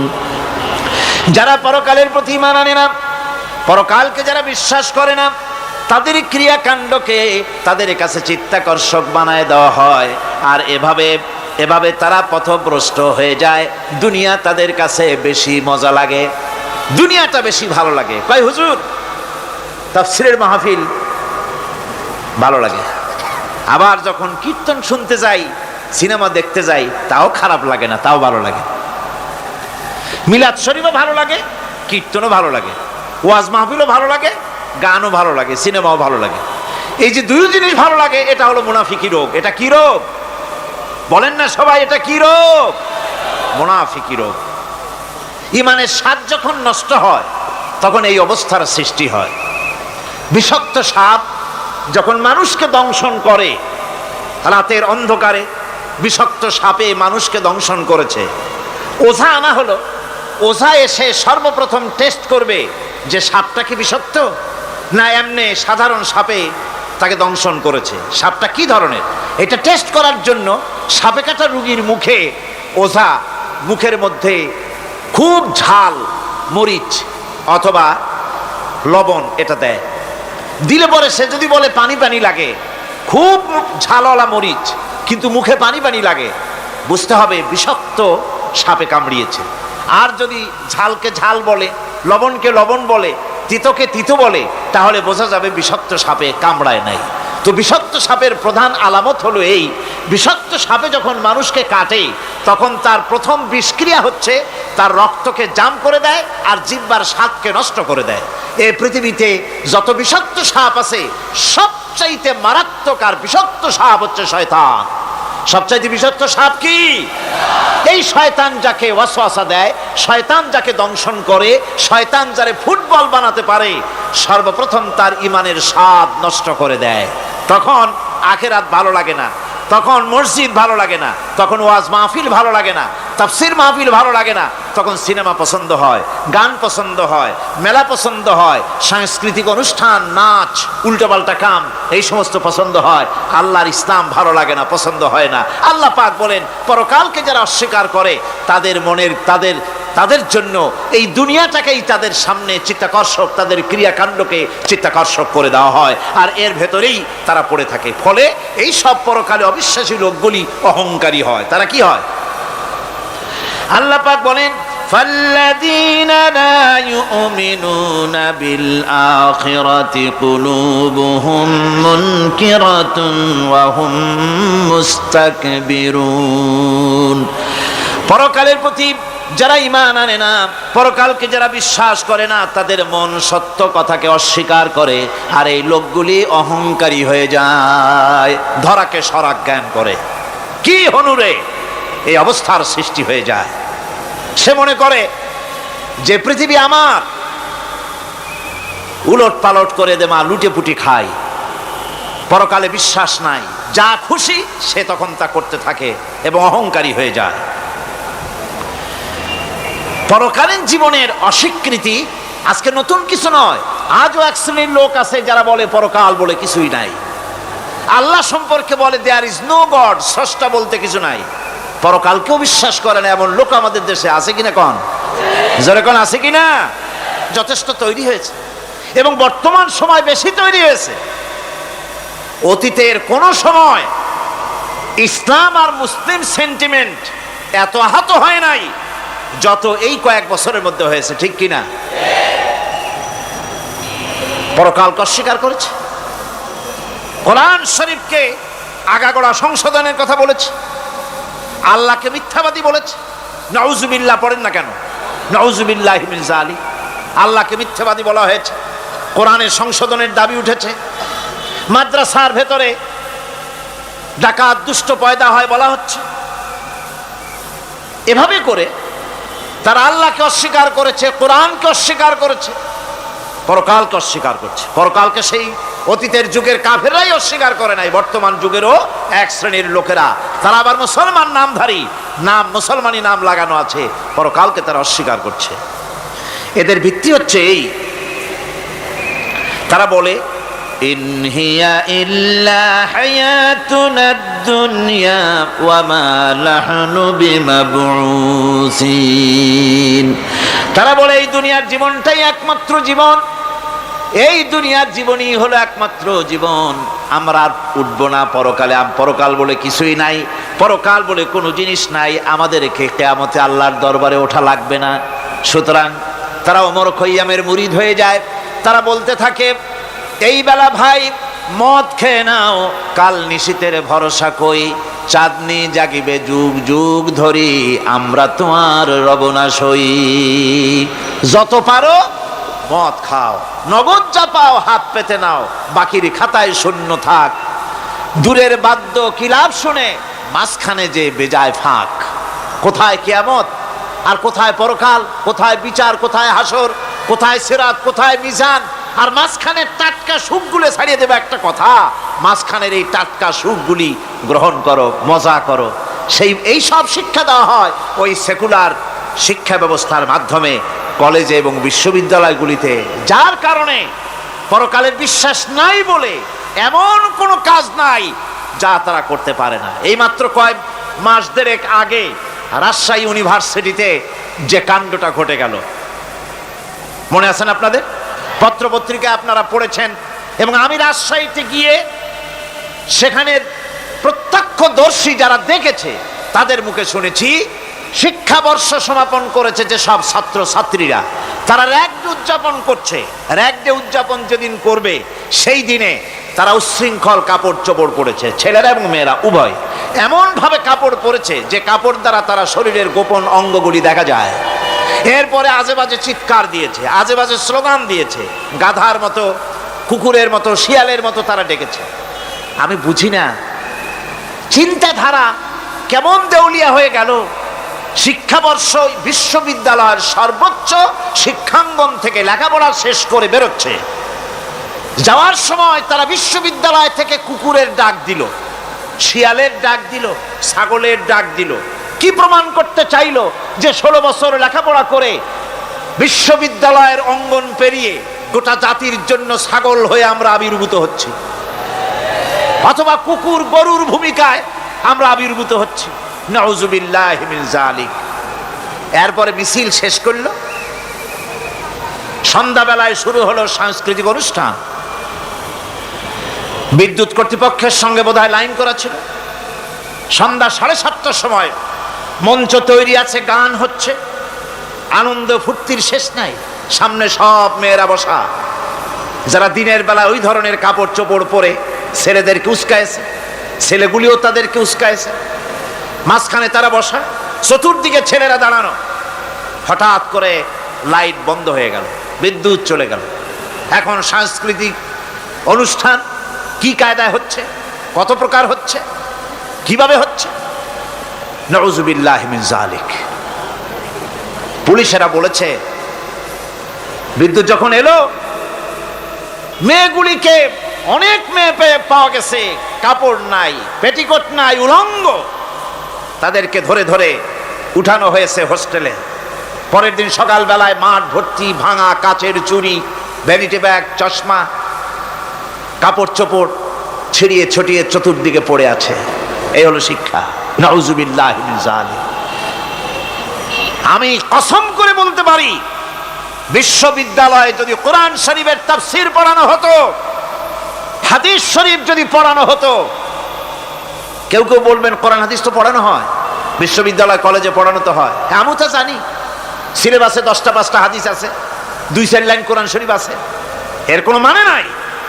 মাদ্রাসায় যেমন পড়ানো হয় 30 পারা কোরআনের তাফসীর, রাসূল করিম সাল্লাল্লাহু আলাইহি ওয়াসাল্লামের হাদিস যেমন পড়ানো হয়, এইভাবে করে যদি বিশ্ববিদ্যালয়ে কোরআন হাদিস পড়ানো হতো, আল্লাহর কসম বাংলাদেশের বিশ্ববিদ্যালয়গুলি গোটা জাতিকে চোর, গুন্ডা, বদমাশ, ডাকাত উপহার দিত না, উপহার দিত শাহজালাল।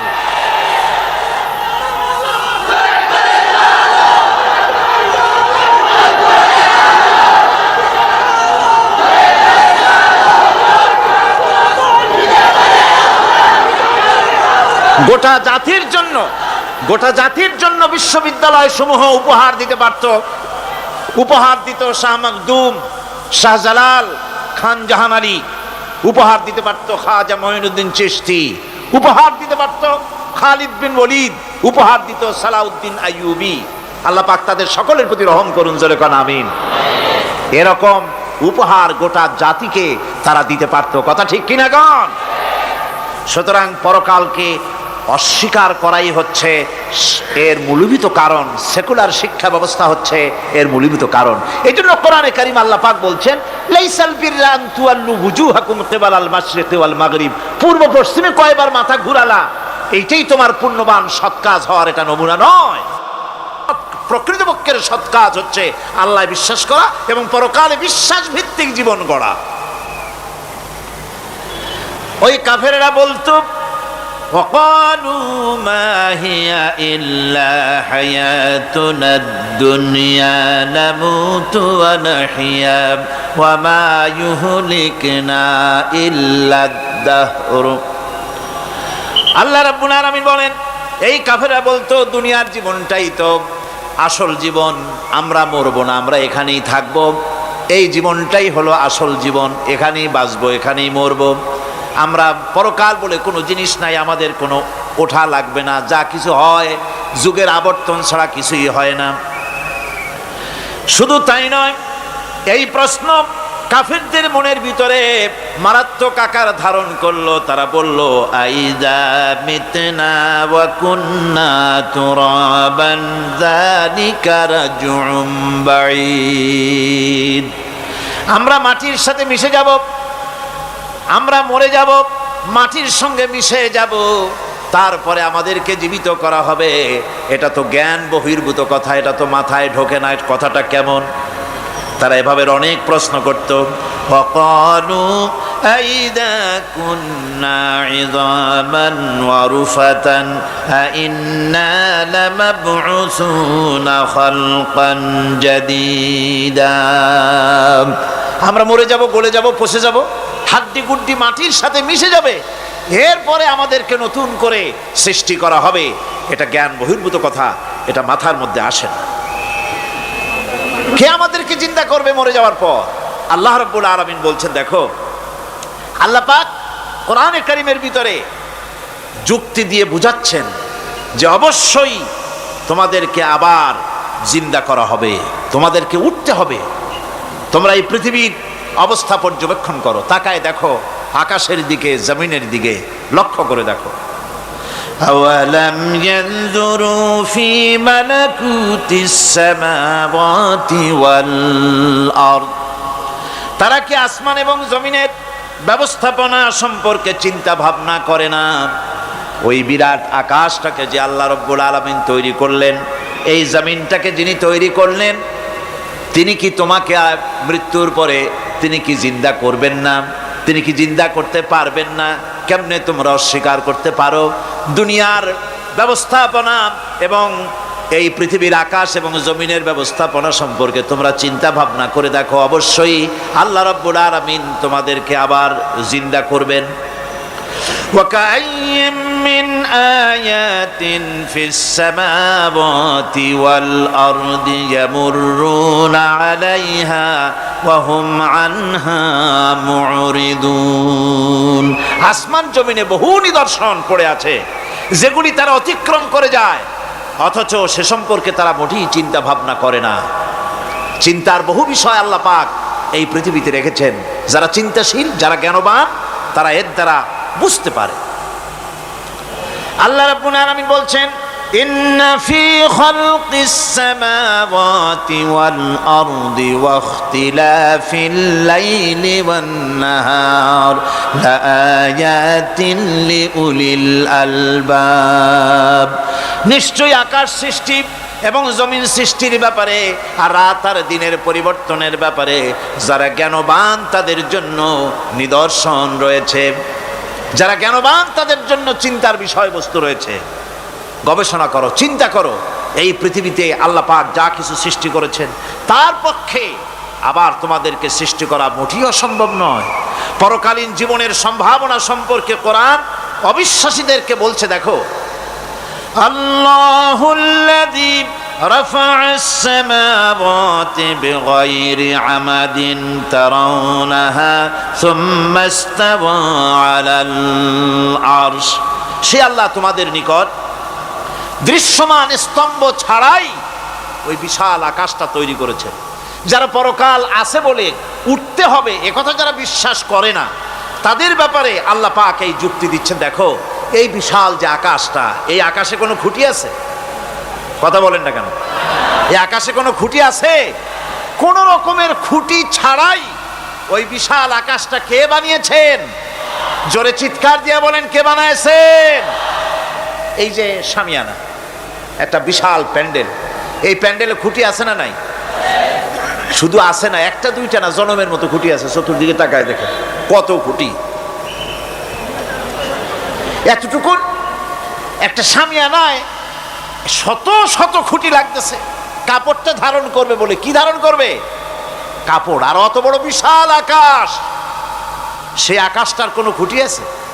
আল্লাহ পাক বলছেন কোনো দৃশ্যমান খুঁটি ছাড়াই এত বড় বিশাল আকাশটা তোমার মাথার উপরে দাঁড়িয়ে আছে এবং আল্লাহ পাক আরশের উপরে দীপ্তমান হয়ে আছেন। এগুলি দেখেও কি তোমার মাথার মধ্যে কোনো চিন্তা আসে না যেটা কি করে সম্ভব হলো?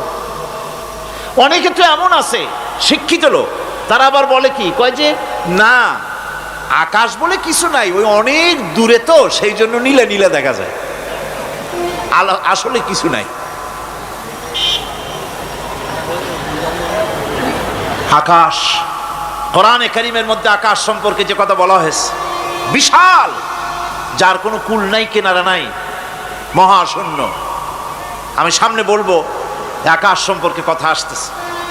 আল্লাহ পাক বলছেন, দেখো ওই বিশাল আকাশটাকে আমি সৃষ্টি করে রেখেছি, কোনো খুঁটি লাগাই নেই। তোমার মতো একটা ছোট্ট মানুষ সৃষ্টি করেছি, মরে যাওয়ার পর মাটির সাথে মিশে যাবা, আবার তোমাকে যে আমি উঠাবো এ ব্যাপারে তোমার চিন্তার মধ্যে দুর্বলতা আসলো কেন যে সেই আল্লাহ রাব্বুল আলামিন তোমাকে উঠাতে পারবেন না? وسخر الشمس والقمر كل يجري لأجل مسمى। তিনি চন্দ্র সূর্যকে আজ্ঞাবর্তী করেছেন, প্রত্যেকেই তার নির্দিষ্ট সময় সীমা মতো চলাফেরা করতেছে। তুমি তো ছোট একটা মানুষ, অত বড় বিশাল সূর্যটা, বিরাট চন্দ্রটা সব গতিমান, আল্লাহর হুকুমে সব চলাফেরা করতেছে, কত ঠিক কিনা? এই সবগুলি আল্লাহ রাব্বুল আলামিন দুনিয়ার মানুষের সামনে তুলে ধরেছেন। তাকায় দেখো, নজর করে দেখো, এই সুন্দর করে জমিন ও আসমানকে সৃষ্টি করেছি, চাঁদ সূর্যকে সৃষ্টি করেছি। এবার লক্ষ্য করো, আনতুম আশাদ্দু খালকান আমিস সামাউ বানাহা। তোমাদের সৃষ্টি করা বেশি কঠিন না ওই বিশাল আকাশটাকে তৈরি করা বেশি কঠিন? কোনটা বেশি কঠিন? অত বড় বিশাল আকাশটাকে যিনি সৃষ্টি করলেন, তিনি তোমার মতো মানুষকে সৃষ্টি করতে পারবেন না? আবার যিনি একবার বিনা মডেলে তোমাকে তৈরি করলেন, আল্লাহ কি সুন্দর দৃষ্টান্ত দিচ্ছেন, আনতুম আশাদ্দু খালকান আমিস সামাউ বানাহা। তোমারে কঠিন তৈরি করা বেশি কঠিন, ওই বিশাল আকাশটাকে বেশি তৈরি করা বেশি কঠিন? অত বড় বিরাট জিনিসটাই তো আল্লাহ তৈরি করে ফেলেছেন, বিশাল আকাশ, মহাশূন্য। আর সেই মহাশূন্যের তুলনায়, মহাবিশ্বের তুলনায় পৃথিবী কত ছোট। আমাদের সবচাইতে কাছে। বিজ্ঞানীরা হয়রান হয়ে যাচ্ছে আকাশের চিন্তা করে, মহাকাশ চিন্তা করে ক্রমান্বয়ে হয়রান হয়ে যাচ্ছে। আমাদের সবচাইতে নিকটতম যে গ্যালাক্সিটা আছে, এই গ্যালাক্সিটার ব্যাস হচ্ছে, যেটা সবচেয়ে ছোট গরিব গ্যালাক্সি, এটা বিজ্ঞানীরা বলেছে গরিব গ্যালাক্সি, দিনহীন। এই গরিব গ্যালাক্সি যেটা আমাদের সবচাইতে নিকটে, পৃথিবীর সবচাইতে কাছে, এর ব্যাস হচ্ছে, এর পরিধি হচ্ছে 1,00,000 আলোকবর্ষ সমান। 1,00,000 আলোকবর্ষ। প্রতি সেকেন্ডে আলোর গতি কত? 1,86,000 মাইল প্রতি সেকেন্ডে। প্রতি সেকেন্ডে যে আলোর গতি 1,86,000 মাইল, এর মিনিট, এর ঘন্টা, এর সপ্তাহ, এর মাস, এর বছর, এরকম 1,00,000 আলোকবর্ষ হচ্ছে সেই ছায়াপথের ব্যাস, এটার পরিধি। এটা হলো গরিব গ্যালাক্সি। আর এই গ্যালাক্সিতে বাস করে 10,000 কোটি তারকা। বিজ্ঞানীরা বলছেন যে তারকাগুলি সূর্যের চাইতে লক্ষ কোটি গুণে অনেক বড়। সুবহানাল্লাহ। তাহলে মহাকাশ সম্পর্কে চিন্তা করে মানুষ আজ অবাক হয়ে যাচ্ছে, চিন্তায় হয়রান হয়ে যাচ্ছে। বার্টন রাসেল তিনি বলেছিলেন স্রষ্টার স্রষ্টাকে, স্রষ্টার স্রষ্টাকে। এর জবাব আরেকজন বিজ্ঞানী লিখেছেন যে স্রষ্টার স্রষ্টাকে এই চিন্তা তো সৃষ্টিতে করতে পারবে না। স্রষ্টার কোনো স্রষ্টা নাই। পৃথিবীতে যত স্রষ্টা আছে, মাইক যে তৈরি করেছে সেও একজন স্রষ্টা, ঠিক কিনা কোন কথা বোঝেন তো আমার? মাইক যে তৈরি করেছে সেও একটা স্রষ্টা, ওই প্যান্ডেল যে তৈরি করেছে সেও একটা স্রষ্টা, চেয়ার টেবিল যে সৃষ্টি করেছে সেও একটা স্রষ্টা। কিন্তু এরা কেউ পূর্ণাঙ্গ স্রষ্টা নয়, কারণ এই মাইকটা তৈরি করার যত উপাদান, সমস্ত উপাদান আল্লাহ রাব্বুল আলামিনের তৈরি করা। কথা ঠিক কিনা? তুমি শুধু অ্যাসেম্বল করেছো, তুমি শুধু এগুলোকে এক জায়গায় করেছো। তোমার বাপেরও ক্ষমতা নেই লোহা তৈরি করা। পারবা লোহা তৈরি করতে? আরে কথা কন না কেন মিয়া সাহেব? পারবেন লোহা তৈরি করতে? পারবেন একটা বাঁশ বানাইতে? বাঁশ হোক, লোহা হোক, যা সব বাদ দেন, মাথার একটা চুল বানাইতে পারবেন? পাট দিয়া, রং দিয়া পরচুলা বানাইতে পারবেন, কিন্তু চুলের মতো করে একটা চুল বানাইতে পারবেন না। মানুষের শরীরে রক্তের মতো করে 1 ফোঁটা রক্ত মানুষের শরীরের বাইরে বানান তো দেখি। তাহলে মানুষের যখন রক্তের প্রয়োজন হয়, তখন মানুষের কাছ থেকে রক্ত ধার নেওয়া লাগতো না, ফ্যাক্টরিতে রক্ত তৈরি হয়ে থাকতো, কোনো অসুবিধা হতো না। 1 ফোঁটা রক্ত বানানোর শক্তি গোটা পৃথিবীর মানুষের নয়। সুতরাং তোমরা স্রষ্টা হলেও তোমরা হচ্ছ নাকের স্রষ্টা। ধার করো, অন্যের জিনিস ধার করে বানাও। মুকাম্মাল স্রষ্টা হচ্ছেন কে?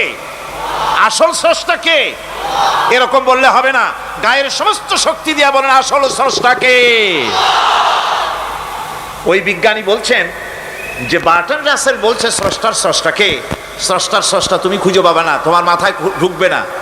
আগে সৃষ্টি চিন্তা করো।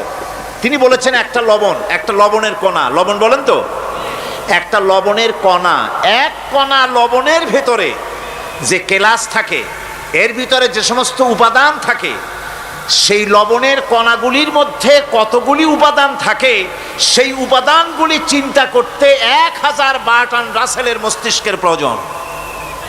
তো একটা লবণ কণার ভিতরে কি আছে সেইটাকে উদ্ধার করার জন্য যদি 1000 বার্টন রাসেলের মস্তিষ্ক লাগে, তাহলে গোটা বিশ্ব, আকাশ আর জমিন যিনি সৃষ্টি করেছেন তাকে চিন্তা করা কি তোমার মগজে কুলাবে?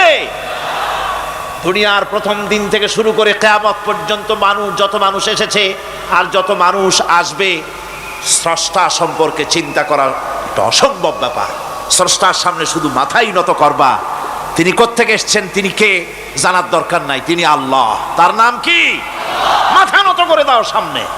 তিনি আল্লাহ, সর্বশক্তিমান আল্লাহ, রব্বুল ইজ্জত ওয়াল জালাল।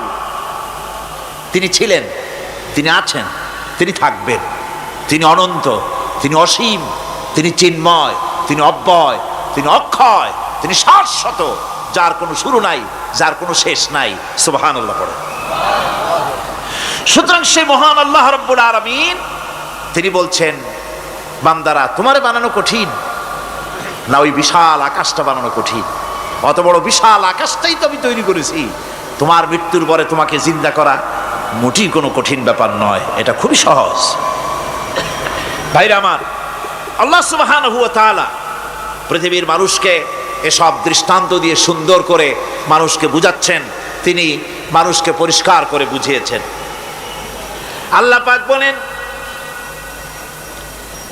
এই পৃথিবীটি এসব প্রশ্নের চূড়ান্ত জবাব দিতে গিয়ে আল্লাহ পাক বলছেন, কুল ইউহিহাল্লাযী আনশাআহা আউওয়ালা মাররা ওয়া হুয়া বিকুল্লি খালকিন আলীম।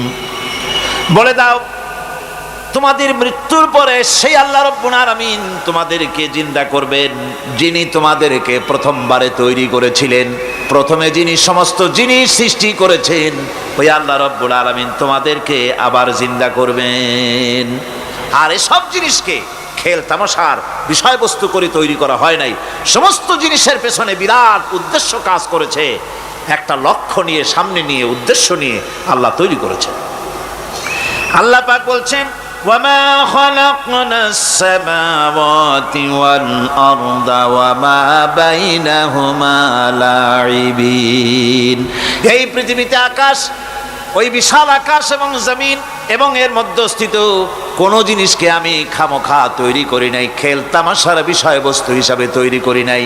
যারা নাকি জ্ঞানবান, যারা বুদ্ধিমান, তাদের সম্পর্কে আল্লাহ বলেন, আল্লাযীনা ইয়াযকুরুনাল্লাহা কিয়ামান ওয়া কুউদান ওয়া আলা জুনুবিহিম ওয়া ইয়াতাফাক্কারুনা ফি খালকিস সামাওয়াতি ওয়াল আরদ ربنا ما خلقت هذا باطلا سبحانك فقنا عذاب النار।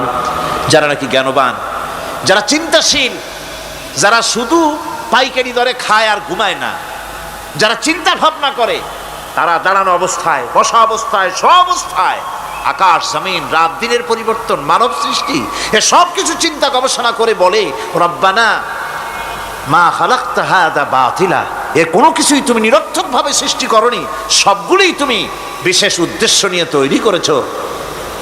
ফাকিনা আযাবান নার, সুতরাং আমাকে জাহান্নামের আগুন থেকে তুমি রক্ষা করো, আমাকে তুমি রক্ষা করো। আমরা সবাই বলি আমিন। চিন্তাশীল এবং গবেষক যারা, তারা এভাবে চিন্তা ভাবনার মাধ্যমে এ সব কিছু তারা বুঝতে পারে যে এই পৃথিবী খেল তামাশার বিষয় নয়। এই পৃথিবীকে আল্লাহ পাক এমনি এমনি তৈরি করেন নাই, দুনিয়ার মানুষগুলিকেও খামোখা সৃষ্টি করেননি, এর পেছনে বিরাট উদ্দেশ্য কাজ করেছে এবং আমাদের সকলকেই আল্লাহ রাব্বুল আলামিনের কাছে হাজির হতে হবে। সুতরাং এই পৃথিবীতে দুনিয়ার চাইতে অগ্রাধিকার দিতে হবে আখিরাতকে। দুনিয়ার চাইতে অগ্রাধিকার দিতে হবে কোনটাকে বলে? আখিরাতের অগ্রাধিকার দিতে হবে। আল্লাহ পাক বলছেন, ওয়ামা হাদিহিল হায়াতুদ দুনিয়া ইল্লা লাহুন ওয়া লাইবুন ওয়া ইন্নাদ দারাল আখিরাতা লাহিয়াল হায়ানু লাউ কানু ইয়ামালুন। এই দুনিয়া হচ্ছে নিছক খেল তামাশা, এটা আর কিছুই নয়। জীবনের প্রকৃত আবাসস্থল হচ্ছে আখিরাত। এই দুনিয়া একটা মোহ, এই মোহের পেছনে মানুষেরা ঘুরছে, বিবি বাল বাচ্চা এর পেছনে ঘুরছে। অথচ এই বিবি বাল বাচ্চা কিয়ামতের দিন মুসিবত হয়ে দাঁড়াবে মানুষের জন্য। একটা মোহর মধ্যে মানুষ পড়ে আছে, খেল তামাশার ভিতরে পড়ে আছে। আল্লাহ পাক বলছেন, কুল মাতাউদ দুনিয়া কালিলুন ওয়াল আখিরাতু খায়রুল লিমান ইত্তাকা। বলো, দুনিয়ার সমস্ত সম্পদ খুবই নগণ্য, আর যে ব্যক্তি পরকালকে বিশ্বাস করে, পরকালের কামনা করে, সেই খোদাভীরু লোকদের জন্য পরকাল হচ্ছে প্রকৃত আবাসস্থল। সেই জায়গাটাই হলো আসল জায়গা। ওই জায়গার জন্য কিছু তৈরি করতে হবে। কোরআনে কারিমে রব্বুল আলামিন বলছেন, আরাদিতুম বিল হায়াতিদ দুনিয়া মিনাল আখিরাহ ফামা মাতাউদ দুনিয়া ফিল আখিরাতি ইল্লা কলিল। তোমরা কি পরকালের জীবনের বিনিময় এই দুনিয়ার জীবনটাই বেশি পরিতুষ্ট হয়েছো? অথচ দুনিয়ার জীবনের সুখ সম্পদ তো পরকালের তুলনায় খুবই নগণ্য। পরকালের সুখ অনেক বেশি, পরকালের দুঃখটাও অনেক বেশি, সুখটাও অনেক বেশি। পরকালটা স্থায়ী। সুতরাং দুনিয়ার মোহে না পড়ে পরকালের জন্য জীবনটাকে পরকাল ভিত্তিক জীবন তৈরি করো। আল্লাহ পাক বলছেন ফাম্মা মান তাগা ওয়া আসারাল হায়াতাদ দুনিয়া ফাইন্নাল জাহিমা হিয়াল মাওয়াব। অতঃপর যে ব্যক্তি বিদ্রোহ করেছে এবং দুনিয়ার জীবনকে অগ্রাধিকার দিয়েছে তার জায়গা হচ্ছে জাহান্নাম। জোরে বলেন নাউজুবিল্লাহ। যে ব্যক্তি আল্লাহর সঙ্গে বিদ্রোহ করেছে আর পরকালের জন্য পাথর জোগাড় করে নাই, দুনিয়াকে অগ্রাধিকার দিল, পরকালকে ভুলে গেল, তার জায়গা হলো জাহান্নাম। ওয়া আম্মা মান খাফা মাকামা রাব্বিহি ওয়া নাহান নাফসা আনিল হাওয়া ফাইন্নাল জান্নাতা হিয়াল মাওয়া। আর যে ব্যক্তি আপন প্রভুর সামনে উপস্থিত হকে ভয় করেছে এবং আপন প্রবৃত্তিকে লালসা মুক্ত করেছে, লালসার হাত থেকে রক্ষা করেছে, আল্লাহ রব্বুল আলামিন কিয়ামতের দিন তার জন্য রেখে দিয়েছেন জান্নাত। তার জন্য কোন জায়গা? জান্নাত। আমাদেরকে পরকাল ভিত্তিক জীবন যাপন যদি করি তাহলে কবরের জবাবগুলি খুব আসান হবে। আর যদি পরকাল ভিত্তিক জীবন যাপন না হয় কবরটা মুসিবত হয়ে যাবে। হযরত ওসমান রাদিয়াল্লাহু তাআলা আনহু কবরের কাছে গিয়ে খুব কাঁদতেন। সাহাবায়ে কেরাম প্রশ্ন করেছেন, হুজুর রাসূল করিম সাল্লাল্লাহু আলাইহি সাল্লাম যখন জান্নাত ও জাহান্নামের ওয়াজ করেন তখনও তো এত বেশি আপনি কাঁদেন না, যত বেশি কাঁদেন কবরের কাছে এসে, কারণ কি? হযরত ওসমান রাদিয়াল্লাহু তাআলা আনহু বলতেন, আমার সাথীরা, আমি আমার হাবিবের কাছে, আল্লাহ রাব্বুল আলামিনের রাসূলের কাছে আমি শুনেছি এই কবরটাই হলো প্রথম স্টেশন, এই কবরটাই হলো প্রথম ইমিগ্রেশন কাউন্টার। এই জায়গায় কেউ যদি ধরা পড়ে যায়, কারো যদি চার্জশিট হয়ে যায়, সব জায়গায় ধরা পড়ে যাবে, হাসরে মিজানে সিরাতে কোনো জায়গায় নাজাত পাবে না। আর এই কবরটা যদি কেউ মুক্তি পেয়ে যায়, মিজান সিরাত হাসর সব জায়গা থেকে আল্লাহ তারে ভালোভাবে পার করে দিবেন। এটা হলো আসল জায়গা, মারাত্মক জায়গা, খুব মারাত্মক জায়গা। আমি এটাকে ইমিগ্রেশন কাউন্টার বলেছি আমার ভাষায়। ইমিগ্রেশন কাউন্টার যারা বিদেশ ভ্রমণ করেছেন তারা জানেন। লন্ডন যাবেন, আমেরিকা যাবেন, সৌদি আরব যাবেন, যে কোনো বিদেশে যাবেন, গেলেই পাসপোর্ট তারা দেখবে। পাসপোর্টে আপনার ন্যাশনালিটি কোনটা সেটাই তারা জানতে চাইবে। আপনি কোন দল করেন এটা তারা জানতে চাইবে না। আপনি কোন ভাষায় কথা বলেন তাও তাদের জানার দরকার নেই। প্রথমেই তারা আপনার ন্যাশনালিটি দেখবে, আপনার আইডেন্টিটি কি তারা জানতে চাইবে। তারপরে যদি স্যাটিসফ্যাক্টরি হয় আপনাকে ভিসা দিয়ে ভেতরে ঢুকবার ব্যবস্থা করে দেবে। আর যদি তারা স্যাটিসফাইড না হয় তাহলে আপনাকে মেহমানখানায় ঢুকানো হবে গ্রেফতার করে। আপনি আন্দাজ এখানে আসছেন কেন? এই জন্য কবর হচ্ছে এ ধরনের একটি ইমিগ্রেশন কাউন্টার। কবরের ভিতরে মানুষ যখনই রাখা হবে সঙ্গে সঙ্গে দুজন ফেরেশতা আসবে। কবরের কাছে যারা এসেছিল দাফন হয়ে যাওয়ার পর এই লোকগুলি 40 কদম যেতে যতক্ষণ লাগে এর মধ্যেই দুজন ফেরেশতা এসে যাবে।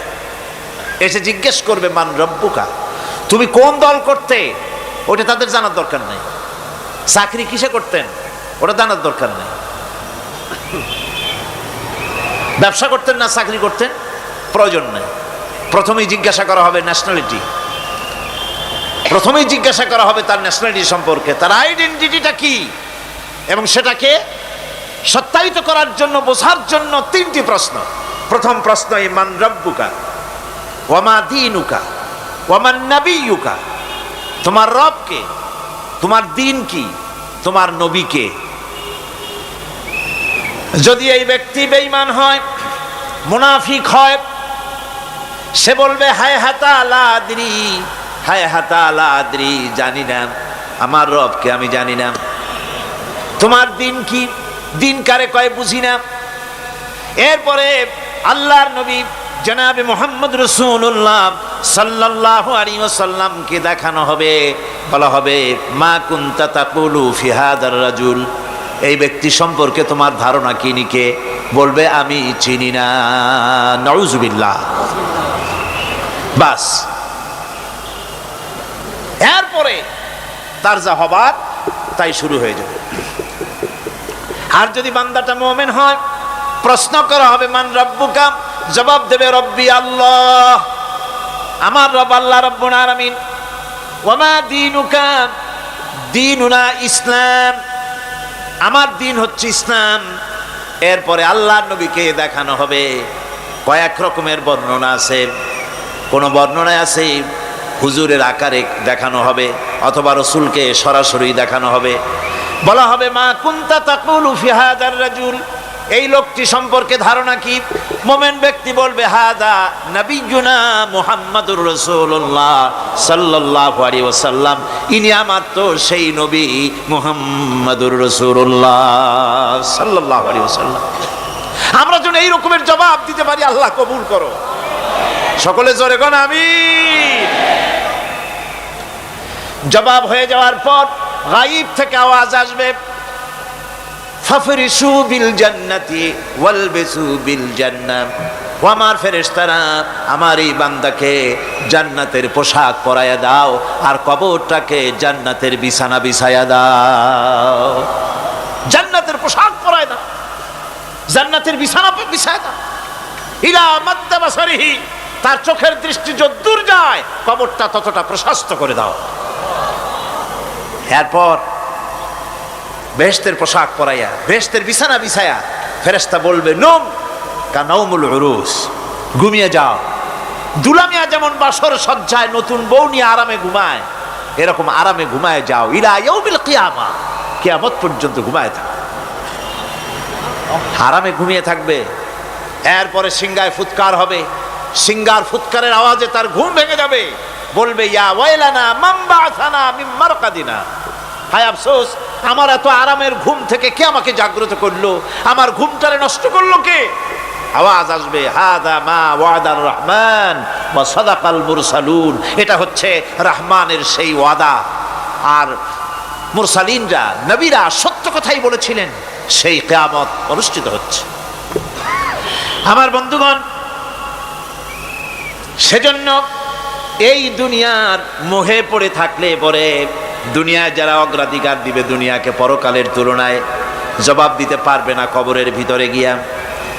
আর যারা পরকালকে অগ্রাধিকার দিবে, দুনিয়ার চাইতে পরকালকে বেশি অগ্রাধিকার দেবে, আর আল্লাহর ভয় কলিজার ভিতরে রাখবে, কবরের জবাব সঠিকভাবে দিতে পারবে, কিয়ামতের দিন আল্লাহ রাব্বুল আলামিন তাদের জন্য জান্নাত দান করবেন। জোরে বলেন আমিন। দুনিয়াটা হচ্ছে দুনিয়া যেখানে আমরা আসি। আমি আগেই বলেছি দুনিয়া হচ্ছে আদনা শব্দ থেকে এর উৎপত্তি হয়েছে, তুচ্ছ নিকৃষ্ট, এটার দাম নাই, এটার মূল্য নাই। হযরত ইবনে কাইয়িম রাহিমাহুল্লাহ নওয়ারাল্লাহু মারকাদাহু ওয়া জাআলাল জান্নাতা মাসওয়াহু, হযরত ইবনে কাইয়িম তিনি বলছেন, সুন্দর করে বলছেন দুনিয়া সম্পর্কে, মা মাদা ফিদ দুনিয়া আহলামুন ওয়া মা বাকিয়া মিনহা আমানি ওয়াল ওয়াক্তু বাইনাহুমা দায়ুন। মা মাদা ফিদ দুনিয়া আহলামুন, জীবনের যে অংশ ফেলে এসেছি সেটা আজ একটা স্বপ্ন। ওয়া মা বাকিয়া মিনহা আমানি, আর জীবনের যে অংশ সামনে বাকি আছে সেটা এখন একটা আকাঙ্ক্ষা। ওয়াল ওয়াক্তু বাইনাহুমা দায়ুন, আর এর মাঝখান থেকে সময় সব চলে যাচ্ছে। কত বড় কথা চিন্তা করেছেন? জীবনের যে অংশ ফেলে এসেছি তা আজকে স্বপ্ন, তা আজ কি বলেন? স্বপ্ন। আর সামনে যা আছে সেটা আকাঙ্ক্ষা, আর মাঝখান থেকে সময় সব চলে যাচ্ছে। এরপরে তিনি বলছেন ওয়ামান ইয়াসহাবিদ দুনিয়া ইয়াকুন মিসলা কাবিদিন আলাল মাই খানাতুহু ফুরুজুল আসাবিঈ। দুনিয়াদারের অবস্থা হচ্ছে এই, কেউ যদি দুই হাতে পানি খামসায় ধরে, দুই হাতে কি ধরছে বলেন? দুই হাতে পানি খামসায় ধরেছে, খুব মজবুত করে ধরেছে, 2 মুঠ পানি, বলেন থাকবে কতটুকু? কতটুকু থাকবে? 1 ফোঁটাও থাকবে না, কারণ তার আঙ্গুলের ফাঁক তার সাথে খেয়ানত করবে। আঙ্গুলের ফাঁক দিয়া পানিগুলি সব বেরিয়ে চলে যাবে। সুতরাং দুনিয়া যারা চায় তারা ঠিক পানি খামসায় ধরলে পানি যেমন হাতের ভেতর থেকে খেয়ানত করে চলে যায়, যারা দুনিয়া চায় দুনিয়াও তাদেরকে এভাবে ফাঁকি দিয়ে চলে যায়। তবুও দুনিয়ার মায়া মানুষের এত বেশি। আল্লাহর নবী বলেন, লাউ কানা লি ইবনি আদামা ওয়াদিন মিন যাহাবিন লাহাব্বা ইয়াকুনা লাহু সানিন। এই পৃথিবীতে যদি কাউকে একটা মাঠ ভরে যদি সোনা দেওয়া যায়, লোকটা বলবে রব্বুল আলামিন, আমি যদি আরেকটা মাঠ এরকম সোনা ভরা পেতাম। দ্বিতীয় আরেকটা মাঠ দেওয়া হলে আবার বলবে যদি তৃতীয় আরেকটা মাঠ সোনা ভরে যদি পেতাম। নবীজি বলেন, ওয়ালা ইয়ামলাউ জাওফু ইবনু আদামা ইল্লা তুরাব। যা করতে হবে আখিরাতে জবাবদিহিমূলক জীবন যাপন করতে হবে।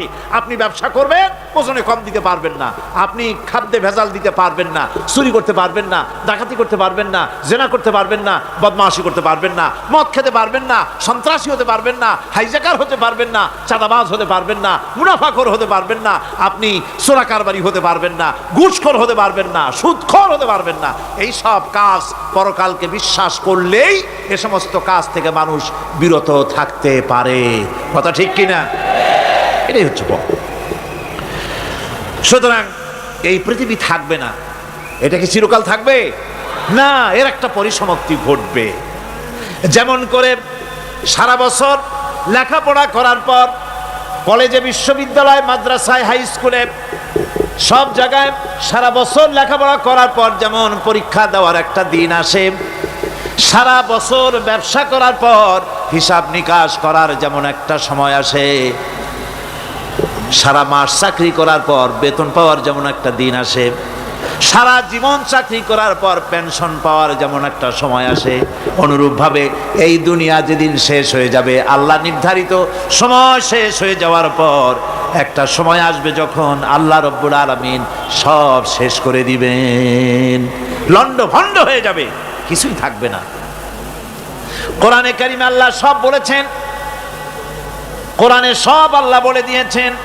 আল্লাহ পাক বলেন এই পৃথিবীর সব কেমন ভাবে ধ্বংস হবে তার চিত্র আল্লাহ পাক কোরআনে কারিমে তুলে ধরেছেন। ইযাস সামাউ ফাতারাত ওয়া ইযাল কাওয়াকিবু তাসারাত ওয়া ইযাল বিহারু ফুজ্জিরাত ওয়া ইযাল কুবুরু বুসিরাত।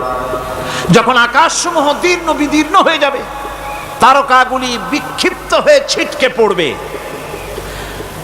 আর সমুদ্রগুলি উচ্ছ্বসিত হয়ে পড়বে, কবরগুলি সব তার ভেতরে যা আছে উদ্গীরণ করে দেবে, তারকাগুলি স্থিমিত হয়ে যাবে। এরপরে সমস্ত আকাশগুলি কাতাইয়ে সিজিল্লিল কুতুব, কিতাবের পৃষ্ঠার মতো একটার পরে একটা ঠাস ঠাস করে পড়তে থাকবে, চূর্ণ বিচূর্ণ হয়ে ভেঙে চুরে একাকার হয়ে যাবে। পাহাড়গুলিকে উড়িয়ে দেওয়া হবে, চন্দ্র এবং সূর্য একাকার হয়ে যাবে। আল্লাহ রাব্বুল আলামিন বলেন, ফাইযা বারিকাল বাসার ওয়া খাসাফাল কমার ওয়া জুমিআশ শামসু ওয়াল কমার। চক্ষু যখন বিস্ফারিত হয়ে যাবে, চাঁদ যখন তার আলো হারিয়ে ফেলবে, সূর্য যখন তার আলো হারিয়ে ফেলবে, চাঁদ আর সূর্য সব একাকার হয়ে যাবে, সেই সময়ের অবস্থাটা কি চিন্তা করো। মানুষ হয়রান হয়ে দৌড়াদৌড়ি করবে। ওয়াহুমিলাতিল আরদু ওয়াল জিবালু ফাদুক্কাতা দাক্কাতান ওয়াহিদা। জমিন এবং পাহাড়গুলির মধ্যে আল্লাহ রাব্বুল আলামিন সংঘর্ষ বাঁধিয়ে দিবেন, পাহাড়গুলি ভেঙে চুরে টুকরা টুকরা হয়ে যাবে, পাহাড়গুলি উঁচু করে জমিনের উপরে আছাড় মেরে আল্লাহ রাব্বুল আলামিন ভেঙে চুরে চুরমার করে দিবেন। সুবহানাল্লাহ। ওয়া তাকুনুল জিবালু কালইহনিল মানফুস। পাহাড়গুলো পেঁজা ধোনা তুলার মতো করে উড়িয়ে দেওয়া হবে, পাহাড় উড়ে যাবে। সুবহানাল্লাহ পড়ো। পাহাড় পাথরের তৈরি করা পাহাড়, এই পাহাড়গুলি তুলার মতো হয়ে উড়বে কিভাবে? আমি এই দৃশ্য নিজের চোখে কিছুটা হলেও দেখছি। আজ থেকে 10 দিন আগে আমি ইটালি সফর করে এসেছি। ইটালির রাজধানী রোম। রোম প্রাচীন সভ্যতার লালন ভূমি। কোরআনে কারিমে সূরায় রোম রয়েছে। এই রোম সেই রোম। এখানের বাদশার কাছে রাসূল করিম সাল্লাল্লাহু আলাইহি সাল্লাম হেরাক্লিয়াসের কাছে চিঠি পাঠিয়েছিলেন। সেই রোম 12 থেকে 15,000-এর মতো বাংলাদেশি মুসলমান সেখানে আছে। জুমার দিন, যেদিন আমি গেলাম তার পরের দিনই জুমা ছিল। জুমার নামাজ পড়লাম ভ্যাটিকানের কাছেই বিশাল মসজিদ, ইউরোপের ভিতরে সবচাইতে বড় মসজিদ এটা। রোম ইসলামের দুশমনদের রাজধানী। সেইখানে যখন আজান হচ্ছে আশহাদু আন্না মুহাম্মাদার রাসূলুল্লাহ, আমার অনুভূতির কথা আপনাদেরকে বোঝাতে পারবো না, কি অনুভূতির সৃষ্টি হয়েছে আমার ভেতরে। ভ্যাটিকানের পোপ এক পাশে, কিছু দূরেই ভ্যাটিকান। ওটা হচ্ছে গোটা পৃথিবীর সমস্ত খ্রিস্টানদের কাবা, ভ্যাটিকান। তার পাশেই বিশাল মসজিদ, সেখানে নামাজ পড়লাম। চিন্তার ভেতরে আসলো আল্লাহ রাব্বুল আলামিন তার হাবিবের নাম, তার তাওহীদ, তার রিসালাতকে কিভাবে বিশ্বময় ছড়িয়ে দিলেন। আবু জাহেল চাইছিল মুহাম্মদ সাল্লাল্লাহু আলাইহি ওয়াসাল্লামকে স্তব্ধ করে দেবে মক্কার জীবনেই। কত বদনাম, সাহের, কাহেন, কাজ্জাব, শায়ের, নাউযুবিল্লাহি মিন যালিক, কত গালাগালি করলো। আর আল্লাহ শুনালেন, হাবিব চিন্তার কোনো কারণ নাই, ওয়া রাফা'না লাকা যিকরাক, আমি আপনার প্রশংসা বিশ্বময় ছড়িয়ে দেব। সুবহানাল্লাহি ওয়া বিহামদিহি। রোম প্রোগ্রাম শেষ করে আমাকে তারা নিয়ে গেল, যেটা আমি বলছি সফর কাহিনী শোনাবার সময় এটা না, যেহেতু এর সঙ্গে প্রাসঙ্গিক সেজন্য বলছি। পাহাড় কেমনে তুলার মতো হয়ে উঠবে তার নজির দেখেছি। রোম শহর থেকে 300 মাইল দূরে, 300 কিলোমিটার দূরে নেপোলিয়ান বোনাপার্ট তার বাড়ি, এবং ওটা তার নামে একটা প্রভিন্স। ভূমধ্য সাগরের পারে ভিসুভিয়াস, পৃথিবীর সবচাইতে বড় আগ্নেয়গিরি। সেটা দেখাতে নিয়ে যাওয়া হলো আমাকে, যে পাহাড়টা পৃথিবীর মাটি থেকে তার চূড়া হচ্ছে 3 মাইল উঁচু। এর 2 মাইল গাড়িতে করে ঘুরে ঘুরে যাওয়া যায়, এরপর আর গাড়িতে যাওয়া যায় না, বাকিটুকুন যেতে হবে হেঁটে হেঁটে। পাহাড়ের উপরে অক্সিজেন কম, বেশ কষ্ট হচ্ছিল উঠতে। জীবনে প্রথম পাহাড়ে চড়েছি, জাবালে নূর, রাসূল করিম সাল্লাল্লাহু আলাইহি সাল্লামের উপরে যেখানে ওহী হয়েছিল সর্বপ্রথম। পাহাড় চড়ার একটা অভিজ্ঞতা ওখান থেকে আমার কিছুটা হয়েছিল। খুব কষ্ট হলো বাকি 1 মাইল উঠতে। যখন ভিসুভিয়াসের একদম শীর্ষে চলে গেছি, সেখানে গিয়ে আমার সাথে 15-20 জন লোক ছিল। আমি নিজেই আল্লাহু আকবার বলে আমার গলা থেকে আওয়াজ বেরিয়ে গেল। আমি দেখতে পেলাম ভিসুভিয়াসের শীর্ষে বিশাল গর্ত। আমার মনে হয় গর্তটা এই মাঠের 1/4 হবে।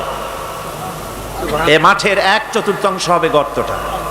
সেই গর্তটার গভীরতা হচ্ছে 1.5 কিলোমিটার।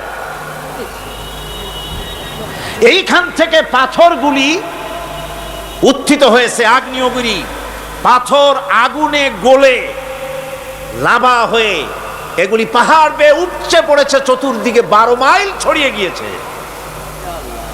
আমার মনে পড়লো ওয়াকুদুহান নাসু ওয়াল হিজারা, জাহান্নামের আগুনের ইন্ধন হবে মানুষ আর পাথর। আমি সেখানে সেজদায় পড়ে গিয়া কান্নাম আর বললাম, আল্লাহ জাহান্নামের আগুন হারাম করে দিও আমাদের জন্য। পাথর কিভাবে গললো, গলে পাথরগুলি গলে পুড়ে চতুর্দিকে পড়েছে আর ছিটকেছে, চতুর্দিকে ছিটকে পড়েছে। সেই পাথরগুলি ছিটকে ছিটকে যেগুলি পুড়ে পড়েছে সেগুলিকে দূরে সাদা রঙের বলে মনে হয়, কোনোটা সাদা কোনোটা কালো, মনে হয় যেন তুলার মতো হয়ে পড়ে আছে চতুর্দিকে। 1944 সনে তৃতীয়বারের মতো ভিসুভিয়াস অগ্নিগিরি যে অগ্নি উৎপাত করে তাতে আশেপাশের 12 মাইল এলাকা এফেক্টেড হয়ে যায়। পাথরগুলি গলে এভাবে বিধ্বস্ত করে দিয়েছে। এখান থেকে এখানে জোহরের নামাজ আসরের নামাজ আমরা পড়লাম, আল্লাহর কাছে খুব দোয়া করলাম।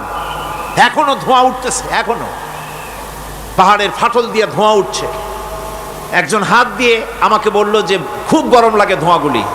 ওখানকার লোকেরা বলল যে ভেতরে এখনো আগুন আছে, তবে সুপ্ত, যে কোনো মুহূর্তে আবার তা জাগ্রত হতে পারে। আমরা সেখান থেকে নেমে এলাম। একটু কিছু দূর গিয়েই সেখানে হলো পম্পেই শহর। এই পম্পেই শহরটা হচ্ছে ঈসা আলাইহিস সালামের জন্মের 2000 বছর আগে এই শহর তৈরি হয়। ঈসা আলাইহিস সালামের জন্মের 179 বছর পর ভূমিকম্প হয়। সেই ভূমিকম্পে গোটা পম্পেই শহরটা পৃথিবীর মানুষের চোখের আড়াল হয়ে যায়, ধ্বংস হয়ে যায়, মাটির তলায় গরক হয়ে যায়। আজ থেকে 200 বছর আগে মাটি খনন করতে গিয়ে এই শহর আবিষ্কৃত হয়। পুরা শহরটা খুঁড়ে তারা বের করেছে। 180 হেক্টর জমিনের উপর এই বিশাল শহর। ঘুরে ঘুরে দেখলাম, গাড়ি চলে না সেখানে, পায়ে হেঁটে দেখতে হলো। প্রশস্ত রাস্তা। আজ থেকে 4000 বছর আগের মানুষেরা রাস্তা বানাতে জানতো পাথর দিয়ে, এবং রাস্তার দুধারে তাদের ছিল ফুটপাত, পানির ব্যবস্থা, নগরায়নের সব রকমের সুযোগ সুবিধা। তারপরে সেখানে বিচারালয়, এরপরে দোকানপাট, বাজারঘাট, সব কিছুর ব্যবস্থা রয়েছে। বিশাল বিশাল পাথরগুলি দিয়ে পিলার তৈরি করা। ভাবলাম এই পিলারগুলি, এই পাথরগুলি তারা কিভাবে ক্রেন ছাড়া এত উপরে উঠালো কি করে, আমার মাথায় আসলো না। পাথর কেটে কেটে সুন্দর সুন্দর অঙ্কন শিল্প তারা করেছে। এরপরে ঘুরতে ঘুরতে বাদশার রাজার বাড়িতে গিয়ে ঢুকলাম। সেখানে গিয়ে দেখলাম উলঙ্গ এত মূর্তি পাথরের তৈরি করা। পাথর কেটে কেটে দেওয়ালে যৌন মিলনের এমন কোন অশ্লীল ছবি নাই যা তারা সেখানে তৈরি করে নাই। উলঙ্গ মূর্তি আর উলঙ্গ যৌন মিলনের অসংখ্য ছবি দিয়ে এই এলাকা ভরা। তখন আমি বুঝলাম আল্লাহর গজব হওয়ার কারণটা কি, এই শহরটা মাটির নিচে গরক হয়ে যাওয়ার কারণটা কি। আল্লাহ পাক জেনা ব্যভিচার যে দেশে বেশি হয় আল্লাহ পাক বরদাস্ত করেন না। দুশ্চরিত্র যে দেশের মানুষ দুশ্চরিত্র হয়ে যায়, জেনা ব্যভিচার বেশি হতে থাকে, আল্লাহ গরক করে দেন, গজব দেন। এই গজব এক এক সময় এক এক রকমের হয়ে আসে। কখনো মাটির নিচে দাবায় দেন, কখনো মহামারী, কোনো দেশে কলেরা, কোনো দেশে জলোচ্ছ্বাস, কোথাও ভূমিকম্প, আর সর্বশেষ এই জেনা ব্যভিচারের জন্য আল্লাহ পাকের চূড়ান্ত এই যৌনতার অশ্লীলতার জন্য চূড়ান্ত গজব বর্তমান বিশ্বের জন্য এইডস। আল্লাহ পাক এই গজব দিয়েছেন। বন্ধুগণ, আমি সেই জায়গা, আমি সেখানে যা দেখলাম যে আল্লাহ পাক পাহাড়গুলিকে কিভাবে উড়াবেন এটা অস্বীকার করার কোনো উপায় নাই। বিশ্বাস তো করতামই, তবে হযরত ইব্রাহিম আলাইহিস সালাম যেমন বলেছিলেন, রব্বি আরিনি কাইফা তুহিল মাউতা, হায় আল্লাহ তুমি মরাকে চিন্তা করবা কেমনে। আল্লাহ পাক বলেন আওয়ালাম তুমিন, তুমি বিশ্বাস করো না? ইব্রাহিম আলাইহিস সালাম বললেন বালা, অবশ্যই বিশ্বাস করি, ওয়ালাকিন লিয়াতমাইন্না কলবি, যদি চোখে দেখতাম তাহলে আমার অন্তরাত্মা খুব ঠান্ডা হতো। আল্লাহ রাব্বুল আলামিন চোখে দেখায় দিলেন জিন্দা কেমনে মুর্দা হবে, মুর্দা কেমনে জিন্দা হবে, আল্লাহ দেখায় দিলেন। পাহাড় উড়ায় দিবেন আল্লাহ রাব্বুল আলামিন। একথা কলিজার মধ্যে এটার উপর ঈমান বিশ্বাস, কিন্তু আল্লাহ চোখে দেখাইছেন, ঈমান আরো মজবুত হয়েছে, যা ছিল আরো মজবুত হয়েছে। সুবহানাল্লাহ। আল্লাহর ভয়তে কলিজা কেঁপেছে। আমি পাহাড়ের উপরে কেঁদেছি, যার যার হয়ে কেঁদেছি। বন্ধুগণ, আল্লাহ সুবহানাহু ওয়া তাআলা এই জন্য বলেছেন কুল সিরু ফিল আরদ, আমার জমিন ঘোরো, ভালো করে দেখো, কাইফা কানা আকিবাতুল মুকাজ্জিবিন, মহাসত্যকে যারা অস্বীকার করেছে তাদের পরিণতি আমি কি করে দিয়েছি, এগুলি চোখে ভালো করে তাকায় দেখো। আমার বন্ধুগণ, সুতরাং এই পৃথিবীর অবসান হবে, এই পৃথিবী ধ্বংস হবে, এই পৃথিবী চূড়ান্তভাবে শেষ হয়ে যাবে। ও হ্যাঁ, আরেকটি কথা বলতে হয়, সেটা হচ্ছেই যে এই রোম থেকে আরেকটু দূরে 900 মাইল দূরে হচ্ছে সিসিলি। 900 মাইল দূরে, সেখানে এই সিসিলি মুসলমানেরা শাসন করেছিল 350 বছর। সেই সিসিলিতে রয়েছে 360টা মসজিদ মুসলমানদের করা। সমস্ত মসজিদগুলি আজ তালা বন্ধ, একটা মসজিদও খোলা নাই। সেখানকার মুসলমানেরা ওয়াজ শুনতে এসেছিল রোমে। আমি তাদের জন্য পরামর্শ দিয়েছি যে গভর্নমেন্টের কাছে তোমরা দাবি জানাও যে অন্তত একটা মসজিদের দরজা আমাদের জন্য খুলে দাও। রোমের অবস্থানরত প্রবাসী বাংলাদেশি মুসলমানেরা আমাকে বলেছে, তাদের অনেকের বাড়ি চট্টগ্রামেও আছে, আমাকে বলেছে তাদের চোখে পানি আসছে বলার সময় যে চিরময়ের তাফসির মাহফিল যখন আসে কলজাটা কানতে থাকে যাওয়ার জন্য। তো যাওয়া তো সম্ভব না এত দূর থেকে, আমাদের সালাম বলে দিবেন যত লোক আসবে, আর আমাদের জন্য দোয়া করতে বলবেন যেন এই রোমের ভিতরে আমরা ইসলামের আদর্শের ভিত্তিতে আমরা যেন চলতে পারি। আপনারা দোয়া করুন তাদের জন্য। ভাইরা আমার, এই পৃথিবী একদিন পরিসমাপ্তি ঘটবে এবং আল্লাহর দরবারে আমাদেরকে উঠতে হবে এবং সেখানে আমাদের বিচার হবে। সেখানে আমাদের কি হবে? বিচার হবে। আল্লাহ পাক বিচারটাকে নির্ভুল করার জন্য, সঠিক করার জন্য প্রত্যেকের গলায় আমলনামা ঝুলায় রাখছেন। এখানে রেকর্ডের ব্যবস্থা করা হয়েছে। আল্লাহ পাক বলছেন ওয়া কুল্লা ইনসানিন আলজামনাহু তাইরাহু ফি উনুকি ওয়া নুখরিজু লাহু ইয়াওমাল কিয়ামাতি কিতাবান ইয়ালকাহু মানশুরা। আল্লাহ পাক বলেন প্রত্যেকের ভালো মন্দ কর্মফল, কর্মলিপি আমি তার গলায় ঝুলায় রেখেছি। কিয়ামতের দিন সে নিজের কাছে স্পষ্ট সব দেখতে পারবে, কোনো জিনিস বাদ পড়বে না। তার গলায় তার আমলনামা ঝুলানো আছে, সব রেকর্ড হতেছে। আমরা যা করছি সবগুলি রেকর্ড হয়ে যাচ্ছে। বর্তমান বিজ্ঞানীরা আবিষ্কার করেছে যে মানুষের শরীরের ভিতরে ডিএনএ আছে, রক্তের ভিতরে ডিএনএ, এটা একটা কোড। মানুষের রক্তের ভিতরে ডিএনএ আছে। যেমন তার ব্রেনের ভিতরে কতগুলি কোষ আছে, এক একটা কোষ এক এক ধরনের কাজ করে, অনুরূপভাবে তার শরীরের ভিতরে রক্তের ভিতরে ডিএনএ আছে। এই ডিএনএটা কি? এই ডিএনএটা হচ্ছে, এই ডিএনএ একটা কম্পিউটারের মতো কাজ করতেছে। লোকটা কি করবে, কোথায় যাবে, সে ভালো হবে মন্দ হবে কি হবে, সব তার ডিএনএর মধ্যে রেকর্ডকৃত আছে। এটা বোঝার জন্য একটা সুন্দর দৃষ্টান্ত দেওয়া যায়। যেমন এই কাগজটাকে আপনারা মনে করুন একটা গাড়ির ব্লুপ্রিন্ট, একটা গাড়ির ব্লুপ্রিন্ট। এখানে লেখা আছে গাড়ি কিভাবে তৈরি হবে। এই কাগজটা নিয়ে ঘরের মধ্যে রেখে দিলেন। এখন এই কাগজটা থেকেই অটোমেটিক গাড়ির উইন্ডো তৈরি হলো, শিল তৈরি হলো, গাড়ির বডি তৈরি হলো, চেসিস তৈরি হলো, টায়ার তৈরি হলো, ইঞ্জিন তৈরি হলো, ব্যাটারি তৈরি হলো, পেট্রোল নিল, আর কোনো রকমের ড্রাইভার ছাড়াই গাড়ি চলতে আরম্ভ করলো। এই কথাটা যদি মনের মাথার মধ্যে আনতে পারেন যে এটা কিভাবে হইতে পারে, এতে লেখা অনুযায়ী যেভাবে হওয়া যদি সম্ভব হয়, অনুরূপভাবে মানুষের রক্তের ভিতরে ডিএনএ এর আবিষ্কার করেছে। এর ভিতরে মানুষের ভালো মন্দ, কোথায় যাবে কি করবে, সব কিছু এর মধ্যে রয়েছে। কোরআনে কারিমে আল্লাহ রাব্বুল আলামিন, আমি গত বছরও বলছিলাম যে বিজ্ঞানের আবিষ্কার যত বাড়বে কোরআন বোঝা মানুষের জন্য তত সহজ হবে। কোন সুবহানাল্লাহ। কোরআন বোঝা মানুষের জন্য তত সহজ হবে। সুতরাং মানুষের গলার সাথে আল্লাহ পাক বলছেন যে একটা আমলনামা আমি ঝুলাই দিয়েছি তার গলার সাথে, সে যা করতেছে ওখানে সব লিপিবদ্ধ হচ্ছে, কম্পিউটারাইজড, কম্পিউটারের মতো এগুলি সব গ্রহণ করতেছে। এগুলি কিয়ামতের দিন তার সামনে হাজির করা হবে।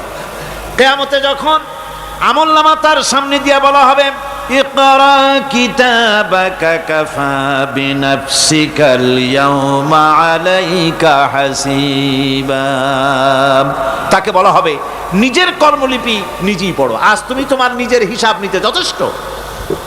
বন্ধুগণ, এই মাহফিলে যত লোক আমরা বসে আছি, আমরা আমাদের হিসাব নিতে যথেষ্ট না আরেকজন লাগবে? কোন আমরা যথেষ্ট কি না?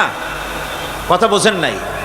আমি বলতে চেয়েছি এটা, আমরা যদি এখন চোখ বুঝে চিন্তা করি যে পিছনের জীবনে কি করেছি, মনে পড়বে নাকি পড়বে না? বলেন সবাই, পড়বে কি পড়বে না? ছোটবেলায় কবে পায়ের নিচে কাটা ফুটেছিল, কবে কোথায় আছাড় খেয়েছিলেন, কবে কার বেল তাল আম কাঁচা আম চুরি করে খেতে গিয়ে কিল খেয়েছিলেন, তাড়া খেয়েছিলেন, তাকে এখন মনে নাই? আছে।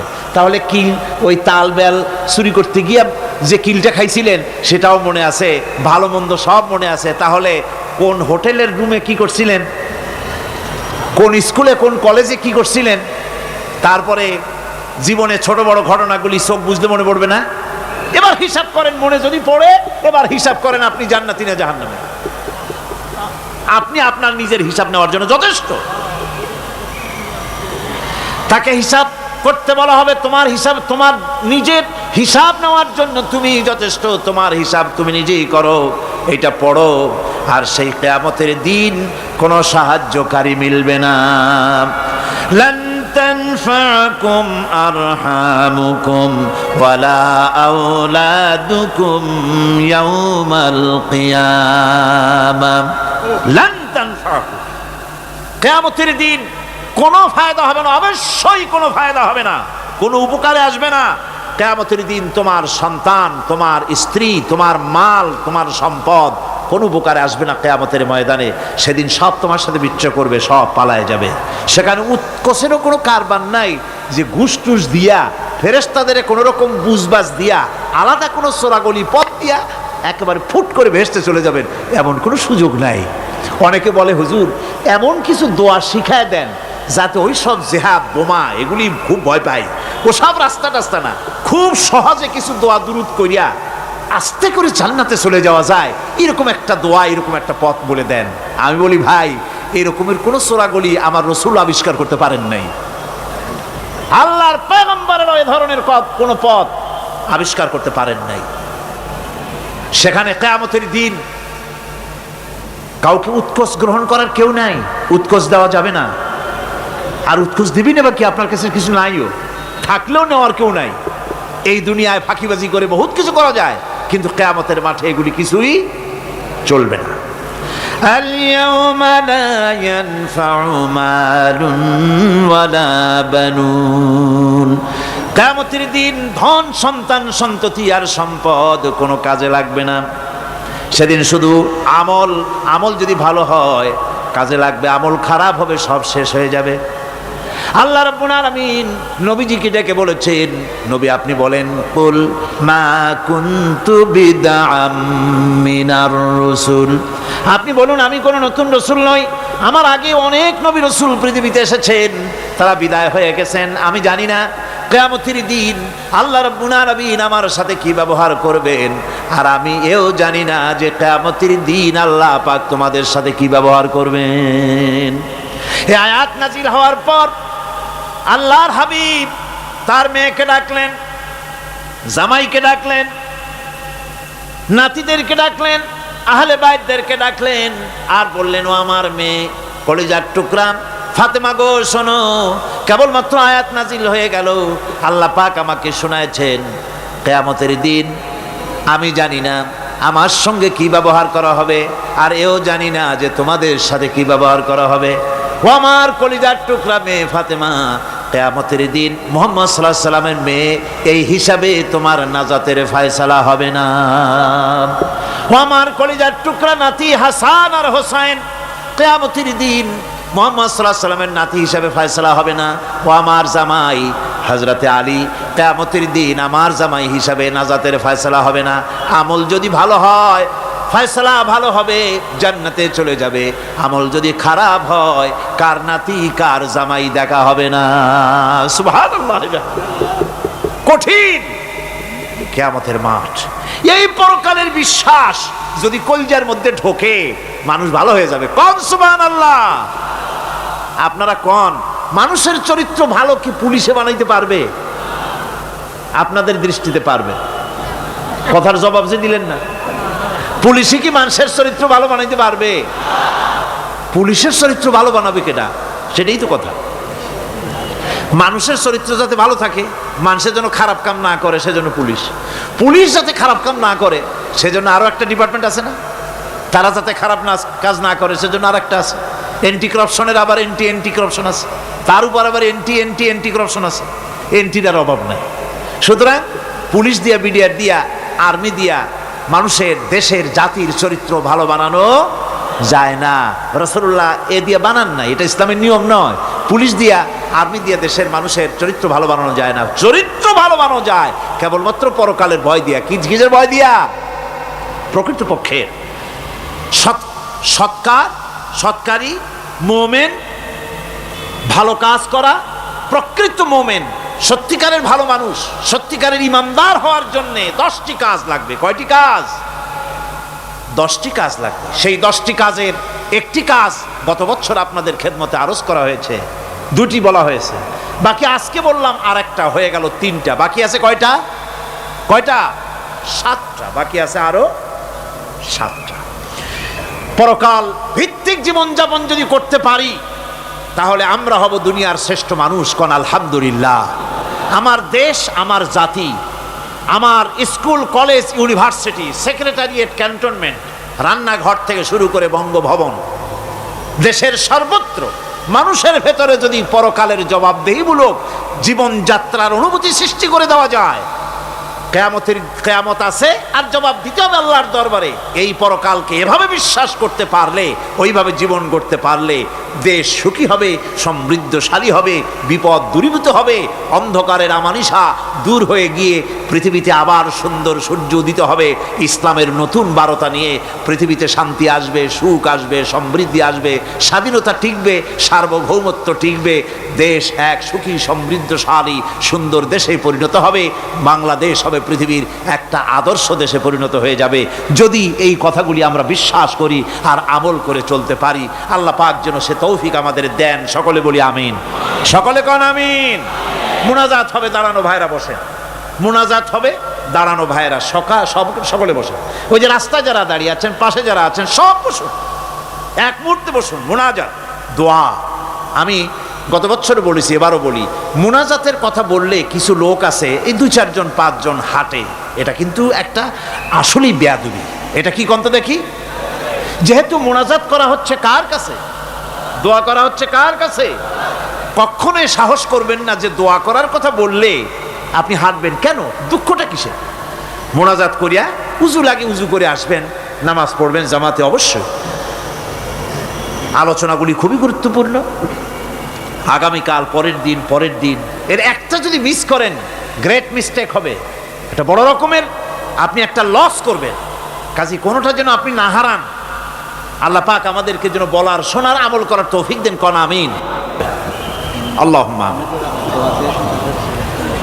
ربنا ظلمنا أنفسنا وإن لم تغفر لنا وترحمنا لنكونن من الخاسرين ربنا لا تزغ قلوبنا بعد إذ هديتنا وهب لنا من لدنك رحمة إنك أنت الوهاب আয় আল্লাহ তাআলা, হাজার হাজার মুসলমান নরনারী দীর্ঘক্ষণ ধরে তোমার কোরআনে কারিমের আলোচনা শুনেছি, দরুদ ও সালাম পড়েছি, জিকির আজগার করেছি। মেহেরবানি করে সওয়াবটুকুন জনাবে মুহাম্মদুর রাসূলুল্লাহ সাল্লাল্লাহু আলাইহি ওয়াসাল্লামের রূহ মুবারকে পৌঁছায় দাও। আল্লাহ তাআলা, তামাম পৃথিবীর মাটির নিচে যত মুমিনাত শুয়ে আছেন তাদের আরো আর পরে সওয়াব পৌঁছায় দাও। রব্বুনা রবিন, আমাদের মধ্য থেকে মা বাপ যাদের দুনিয়া থেকে বিদায় হয়ে গেছে, কবরগুলিকে জান্নাতের টুকরা বানায়া দাও। রব্বির হামহুমা কামা রব্বায়ানি সগীরা। সকলে পড়েন, রব্বির হামহুমা কামা রব্বায়ানি সগীরা। আয় আল্লাহ তাআলা, আমাদের পীর মুর্শিদ, আমাদের উস্তাদ, আমাদের ভাই বোন, আত্মীয় স্বজন যার যা মারা গেছে সকলকে ক্ষমা করে দাও। গোটা পৃথিবীতে আজকে যত মুসলমান বেঁচে আছেন সমস্ত মুসলমানদের গুনাহ খাতা মাফ করে দাও। সমস্ত মুসলমানদেরকে এক বানায় দাও, নেক বানায় দাও। মুসলমানদের জিন্দেগির গুনাহ খাতা মাফ করে দাও।